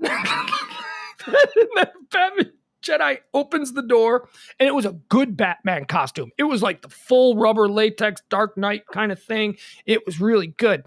And he comes climbing through the window, and he's like, hey, Mason, I hear you're talking back to your dad. And he's like, I won't do that again. I won't do that again. It was like, so I convinced my kid in order so that he would behave, that as long as we lived, that Batman lived next door, and that he was going to come get him. He was going to get him. So that was the kind of fun that we had there. Let's see here. Let me go back. You know what? I lost my place on these. Here, let me see.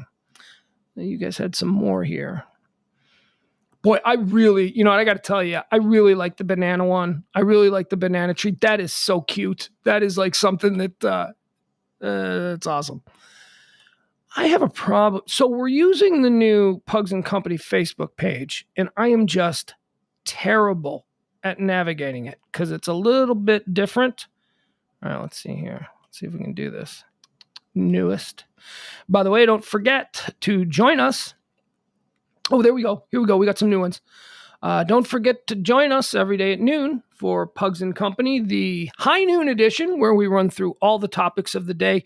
That's more of a faster paced. Here's what's trending. This is trending. Here's why. Here's what I think. Tell me what you think. That whole thing. That's every day at noon to 2, right here. You can find us at the YouTube page, or which is Pugs and Company on YouTube, or you can just go to pugscast.com, or you can come over to the live page here on Facebook, Pugs and Company on Facebook. If you were a friend of mine on the my personal Facebook page, you're still my friend. But any of the show-related business topics and stuff like that, it's all been completely migrated over here to the Pugs and Company page. So please come over, hit like, so you'll be made aware of when we go live and shows like that. You can also follow me on Twitter. That's Pugs and Co. at Pugs and Co. on Twitter, or you can just Google search Pugs Moran on Twitter, and I'm the only one that comes up, at least the last time I checked. All right, Brady says, I put a Bluetooth speaker under my kid's bed once, about 5 minutes after he went to bed. I hit my Halloween soundboard on my phone. Kids can move fast when a ghost screams in their room. Now that's just mean. That's not a prank. What? That's mean. Funny, but mean. Definitely. Benjamin Clark said, I told my 3-year-old daughter, that was the magnolia tree one. That's a good one. Yeah, let's go. Okay, I guess that's about it. The other ones I don't really love. Look, I love you. I love you, the faithful listener. I'm just not, completely banged up on that one. All right, let's see. What else do we have today? I see James is now in the chat room. James is in there. Steven says, I'm a grown man who just recently in the last 2 years learned that the water tower isn't full of water. Well, there you go. All right. It's not. It's really not. It's a whole pumping system. That's just the decorative cast on the outside that looks, whatever. Okay. Yeah, Brady, thank you for that one. I see that. I still think that you're mean, but hey, that's okay. Still good. All in fun. It's all in fun. What else do we have here? What are we going to do? Oh, see, this is where we were going to do American Vidiots. You know what? Should we try? Yeah, talk about you. We'll break down. So let's. I got something new that I want to show you here anyway. So let me see if I can find this. Yeah. Okay. All right. Well, we'll start out here. We'll do it like this. I'm sorry, guys. Again, all of this equipment is. I'm learning how to navigate it all. There is one here that I really wanted to show you because I thought it was awesome. Oh, hey, by the way, it needs to be pointed out, right after we went off the air today, trending number 1 on Twitter was Black Hawk. And it was because there were photos circulating of a Black Hawk helicopter, an American Black Hawk helicopter, with someone hanging from it. And the story was that these were the Taliban. They had taken a Black Hawk helicopter that was left behind when the last plane went out. And look at what they were already doing. And it was all a political ruse. This is not a real story. This didn't happen. All of the helicopters and all of the planes, they didn't leave a whole bunch of planes. They left a couple of Chinooks. They didn't leave any Blackhawks. They left a couple of drone type things. But everything that they left behind have been rendered inoperable. All of the equipment have been torn out of it. They knew that the Taliban was going to come. They didn't just say, all right, here you go, boys, a fully functioning Black Hawk warship. They didn't do that. But you put that out there on Twitter and everybody goes crazy because, we all want to be angry at whoever is in charge at the moment. That was complete and total bullshit. It wasn't a real story. It was debunked almost immediately. And yet here, the story that when no less a source than Sebastian Gorka is the source of it, it's probably a bit sketchy to begin with. But yes, it was that picture. Although it was a Black Hawk helicopter, they don't know. Nobody knows what the context of is. Nobody knows if it was today as it was presented. This happened minutes after the last flight left. They just took one of our. And again, use your freaking head. Be a critical thinker. Do you honestly believe that we would have any equipment that we left there because we couldn't evacuate it or couldn't get it out or didn't want to get it out? You really think we would just leave them operate? They were all destroyed. They were not destroyed. I mean, they look, but they don't fly. They don't shoot. There are no live warheads. All of that stuff was taken out. All they have are these big, giant, useless hunks of junk in hangars. But when a Seb Gorka puts out there, can someone verify these? Oh, he does it like he's an actual real journalist.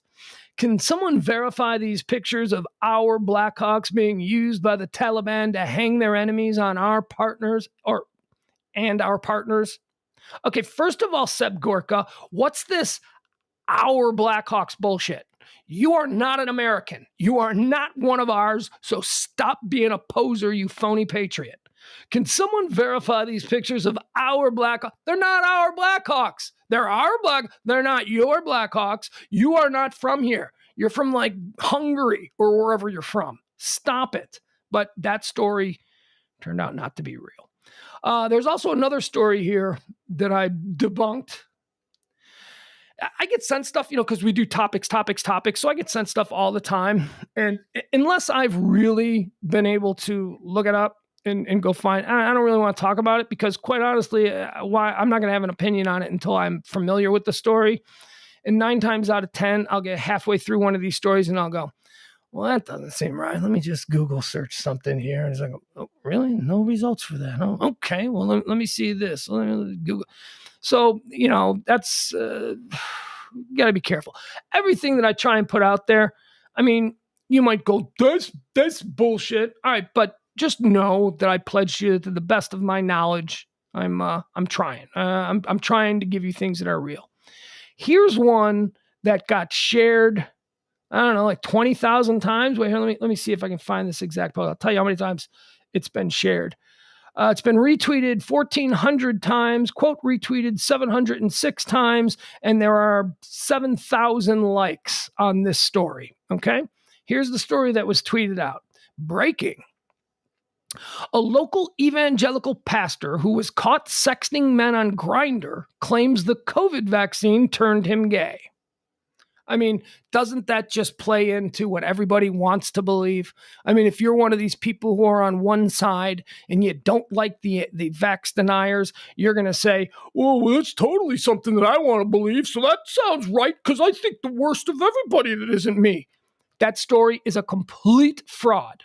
Here, let me see if I can find it for you. Oh, there we go. Here's what it says. All you needed to do before sharing it or before you tweeted it or before you let your outrage show, look at this. Typical of those people. He's gay, he's on Grindr, and he blames COVID for turning him gay. Isn't that something evangelicals would do? That sounds like something people want to believe. It's no different than on the other side, all that Q bullshit. These people need to be critical thinkers with this stuff. So I look at the story and I actually click on it. I'm like, well, that sounds like something I want to read. And maybe that's it. Maybe people just don't want to read this stuff. So I'm like, okay, I'm going to read it. So I click on the story, the source of this post, and it takes me to a site called The Halfway Post. Liberal comedy and halfway real satirical news. It's a satire site. It's like The Onion. And yet you got people all freaking out. This is exactly what these people are like. I mean, how stupid are we? I mean, come on, people. A pastor who claimed only 100% hell-bound pedo gays get COVID just got COVID. And it kind of makes sense. It's believable because we've heard crazier things than that from certain sections of our American subsets, whatever you want to call them. I mean, we're all so broken up into tribes, but it sounds like something that you'd go, yep, that sounds about right. And they knew that. the satire site who wrote this knew that. And they knew that they were going to get 1,400 clicks because they knew that nobody was going to actually read the story. Well, I did. Dateline, Tulsa, Oklahoma. And here's how you break it down. Tulsa, Oklahoma. First of all, if you didn't read the headline or actually click on the masthead and see what the description of the site is, they say they're half fake news, they're halfway real news, and that they are a satire comedy site. But nobody wants to see that. Let me just read it. Let me just get to the red meat that makes me feel good about the way I think. Dateline, Tulsa, Oklahoma. Christian pastor Thomas Filberson of Tulsa just announced that he will be taking a 2-week break from pastoral duties due to infections from the coronavirus. So, first thing I did was I went, okay, Christian pastor Thomas Filberson of Tulsa. Let me Google search Pastor Thomas Filberson of Tulsa. Did it? Nope. Then I thought, no results, nothing, doesn't exist. There's nobody in Tulsa that's a pastor, at least that turns up on Google. And let me tell you, a pastor who made these kinds of statements supposedly would have turned up. He would have turned up in a Google search. So he doesn't exist. This isn't real. So then I'm like, okay, but wait a second here. Let me read a little bit more because maybe they'll mention the name of the church. Now that's something that I can sink my teeth in. They name me the name of the church. I'll look at the church and I'll see if there's anybody on their staff. I'll go to the church's website. I'll see if there's anybody on the staff that fits this name. This article never even names the church because they know that that's too many details. While this would usually be a sad story to report, the irony of Reverend Filberson's positive COVID-19 test is, frankly, hilarious.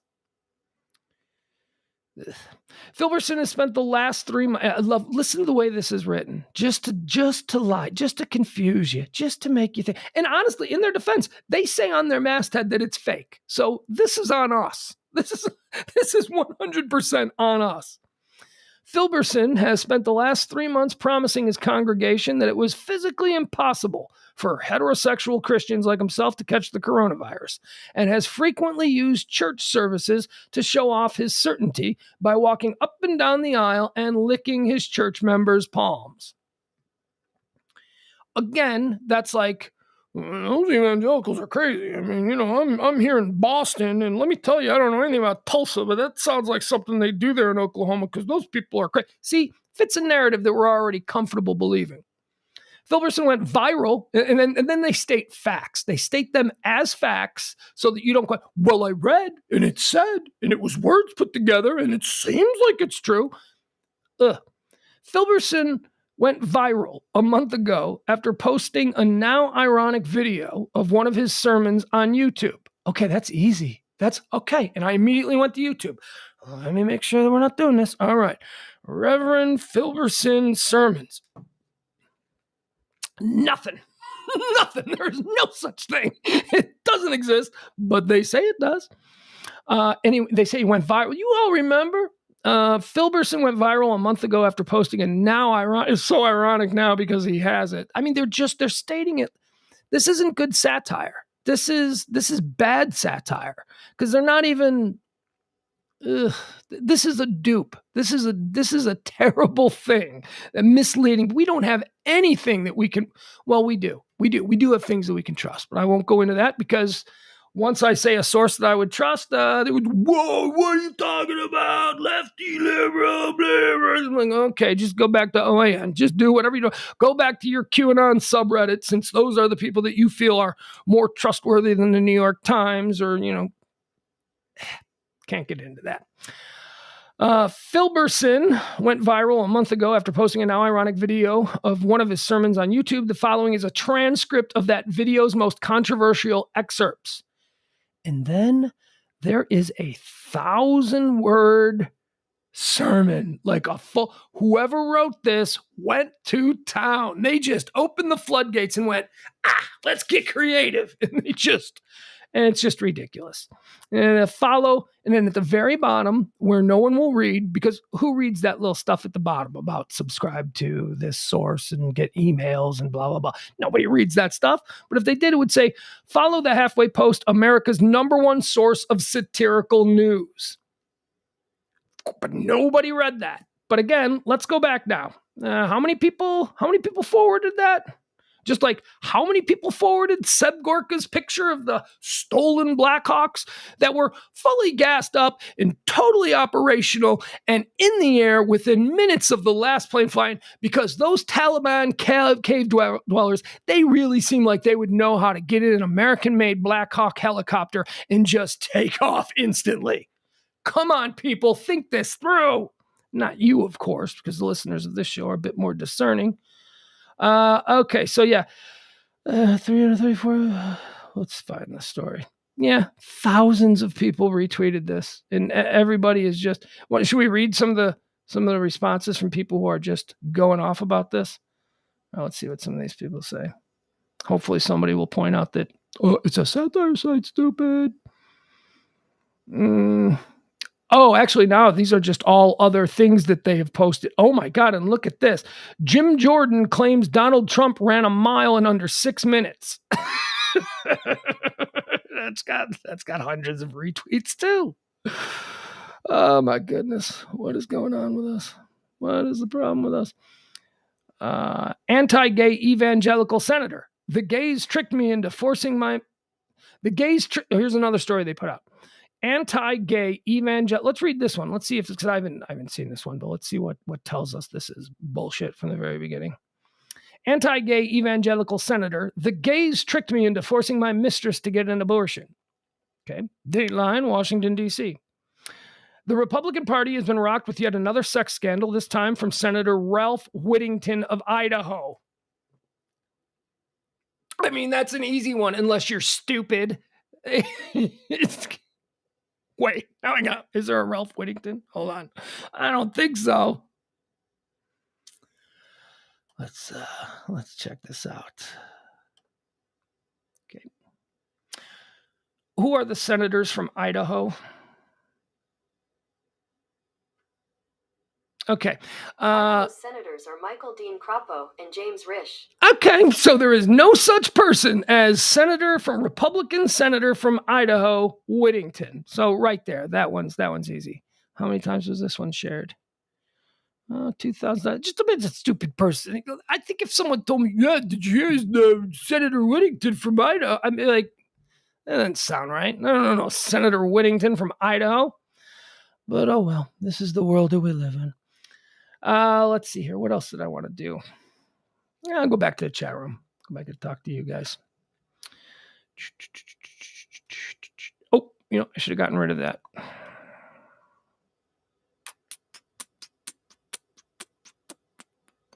I had a whole bunch more I wanted to do. I really did. We could have been right now. We'd all be laughing about the whole American Vidiot segment that I created, the spinoff of the old Pugs and Kelly audio oddities. Now we've got a whole different thing. We can watch it on video and we can break it all down. Yeah. Let me see something though. Okay. I do want to watch one video. I do. Maybe we got a little bit of time. We do. We got a little bit of time here. Oh, we got a lot of good video. So just bear with me. This is going to be good. You're going to see something that's going to make you happy. If you were listening to the show at noon, we showed the video of the guy at the Miami airport who totally freaked out. And, I was so angry because, this is funny. Here, I'll share this. You guys will enjoy this. This is the story we did earlier about the phony. Yeah, there we go. Look at this, the phony high school. Bishop Sycamore's third string DB. It's like that because they were older. That was funny. Okay, all right, we'll get rid of that. Whew. Let's finish this up. Here, we will, I promise, we will get to this video. I want to show you this video. We'll leave on a high note. And we'll break this down. Maybe even we'll go a little bit over. But it's a good video. Oh, this crazy lady. See, I had this whole great segment I wanted to do where we were just going to watch these videos and we were going to make fun of them and pick them apart. But, oh, here's the quarterback. Oh, I just found this one. See, if I had this one ready, I would have played it with James. Oh, do you guys want to see the Bishop Sycamore quarterback? The guy who I told you was like 6 foot tall and 300 pounds. Okay. There you go. I'll show you him. Here you go. Sorry, I make noise because silence frightens me. Here we go. All right, look at this dude. All right. Sorry, we'll start this over. All right, look at him. You see the kid? Look at him go! Look at him go! That's it. That's their whole offensive game plan. Just a giant dude. He's holding it with one hand. He doesn't know. And look, he also plays both ways. So he's probably the only guy on the play. He's like the Kelly Leak, I'm guessing, from the Bad News Bears. But that's your quarterback. You probably should look at him. Oh my God. Oh, yeah, he's got nice pocket presence, happy feet. He gets outside. Yeah, nice juke move. All right. So maybe he's not terrible. I mean, that must be against one of the games that they lost last year when they went 0-6. Okay, so here, we'll scroll down. I know you're just going to watch all these things and I'm scrolling, so that's okay. I just don't need to waste any more time with this stuff. No. Oh, sorry. I wasted all your time. We're almost done. We're almost done. You guys can go to bed soon, but I do want to leave you with something cool. Oh, and that's another great one that I wanted to do today, but we won't do it today. All right, that's another good one. Oh, this is fun. Yeah, look at this. Hey, you guys want to see a walrus try and climb on a boat? Look at this. Look at this guy. That's like me trying to get back on a jet ski. Look at that. Whoa. Is he going to make it? You're going to need a bigger boat. And, so walrus wants, walrus gets. Look at him. There he is. And he's just going to chill out on that boat. Okay, so we're going to go back to that. No, we don't want that. There we go. Okay. You know now that we're going to go a little bit late because, oh man, you know what? I didn't forward it. I don't have it. Well, we'll save it for tomorrow. I put it somewhere else. I apologize. That's my bad, folks. All right, one last trip into the chat room. Thank you all for joining me today. And reminder, I don't know what you're doing during the day, but maybe you can hang out with me at noon tomorrow as we go through all the day's topics, and I'll get you nice and briefed up so you don't look like a dummy when you're hanging around the water cooler. Somebody says, hey, did you hear about? I'll try and help you out in that regard. And also, again, I cannot stress this enough. Please share this stuff. Come on. That's the only way that we're going to be able to really grow this thing. And look, it's been working. We're growing at a wonderful rate. We certainly, what we expected has been surpassed. We are building. The page went from 0. It's building up every night. We get more and more engagements on these shows. So please tell people, they're looking for old timey lifestyle, fun talk radio without any political divisiveness and without having to just talk about sports. You got it right here every night at 10 o'clock and then every day again at noon to 2, 10 to midnight. It's Pugs Moran live here on the Radio Misfits Network. Yeah, I know. I can't play. LaDonna's like, yeah, play Mel Torme. That was for a long time. Baby, I'm Coming Home was our closing theme. We can't do it. We're independent. We don't pay any of the licensing fees, and that's fine. I don't need your stupid Mel Torme. We could. I don't know. We can play unsigned music. So if any of you guys have music, if any of you guys are in bands, put that in the machine. Instead of this. Oh, damn, that's hot.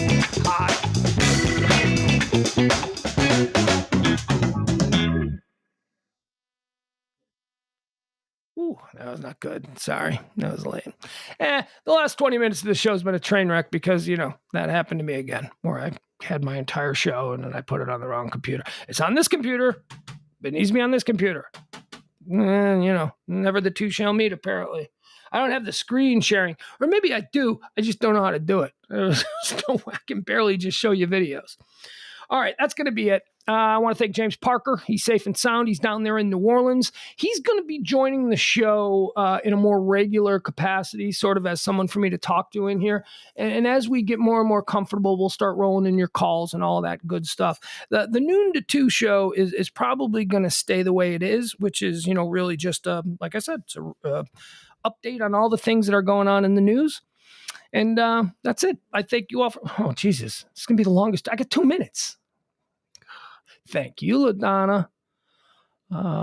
Steve would say, would love to see your broadcast setup. Yeah, it's pretty cool. I mean, I could not be happier about it. It's I'm spoiled. These guys have really given me everything that I didn't even know what I needed. I didn't even know what I wanted, but they did, and they came through and they built this beautiful. You see, you got to understand, this is a guest house on the property of this beautiful Highland Park home, and I've got a big, this on the other side of that wall right there. I got a big giant master bedroom in there that is awesome. It's like a great big bedroom. I mean, it's really cool. It's like a great big bedroom. And on the other side, like over here, what you're looking at, I got a little kitchen. So right behind the camera that you're looking at, there's like a little kitchen area with a stove, I got a microwave and sinks and all that stuff, little refrigerator. And then it's really just kind of like a 2-room, 4-room little guest house, little studio kind of apartment thing. There's really not much to see. All you care about is what's going on here, and we're going to get that worked out. And by the way, a big thank you to WendyMarieArt.com. She's providing us with the art. We're going to be showcasing local artists from time to time because the owner of this property, is a renowned local aesthete and artist himself. I really wanted to get some of his stuff in here, but he's like, no, he didn't really want, I wanted to showcase his stuff because I think his stuff is so cool. But this stuff is great too. This is really cool. I mean, I still don't know which one I like the best. But anyway, you can go and you can see all of her works at Wendy Marie Art. That's WendyMarieArt.com. And we thank her so much for bestowing upon us these wonderful pieces. So thank you, Wendy Marie. And I'm going to, we'll have her little name up there from time to time, just so you know what you're looking at. And should we change it out, we'll do that. But it's first day. It's the first day of this. And they brought it in, and I couldn't be happier. And I couldn't be happier that you're all here. And it's 12:01. Look at that. 3 minutes ago, I said, these are going to be the longest 2 minutes of my life. And look at me. I went over a whole minute. Thank you. We'll see you again tomorrow at noon for the, what do we call it? The high noon edition of Pugs Moran Live right here on the Radio Misfits Network. Thanks, folks. We'll see you tomorrow.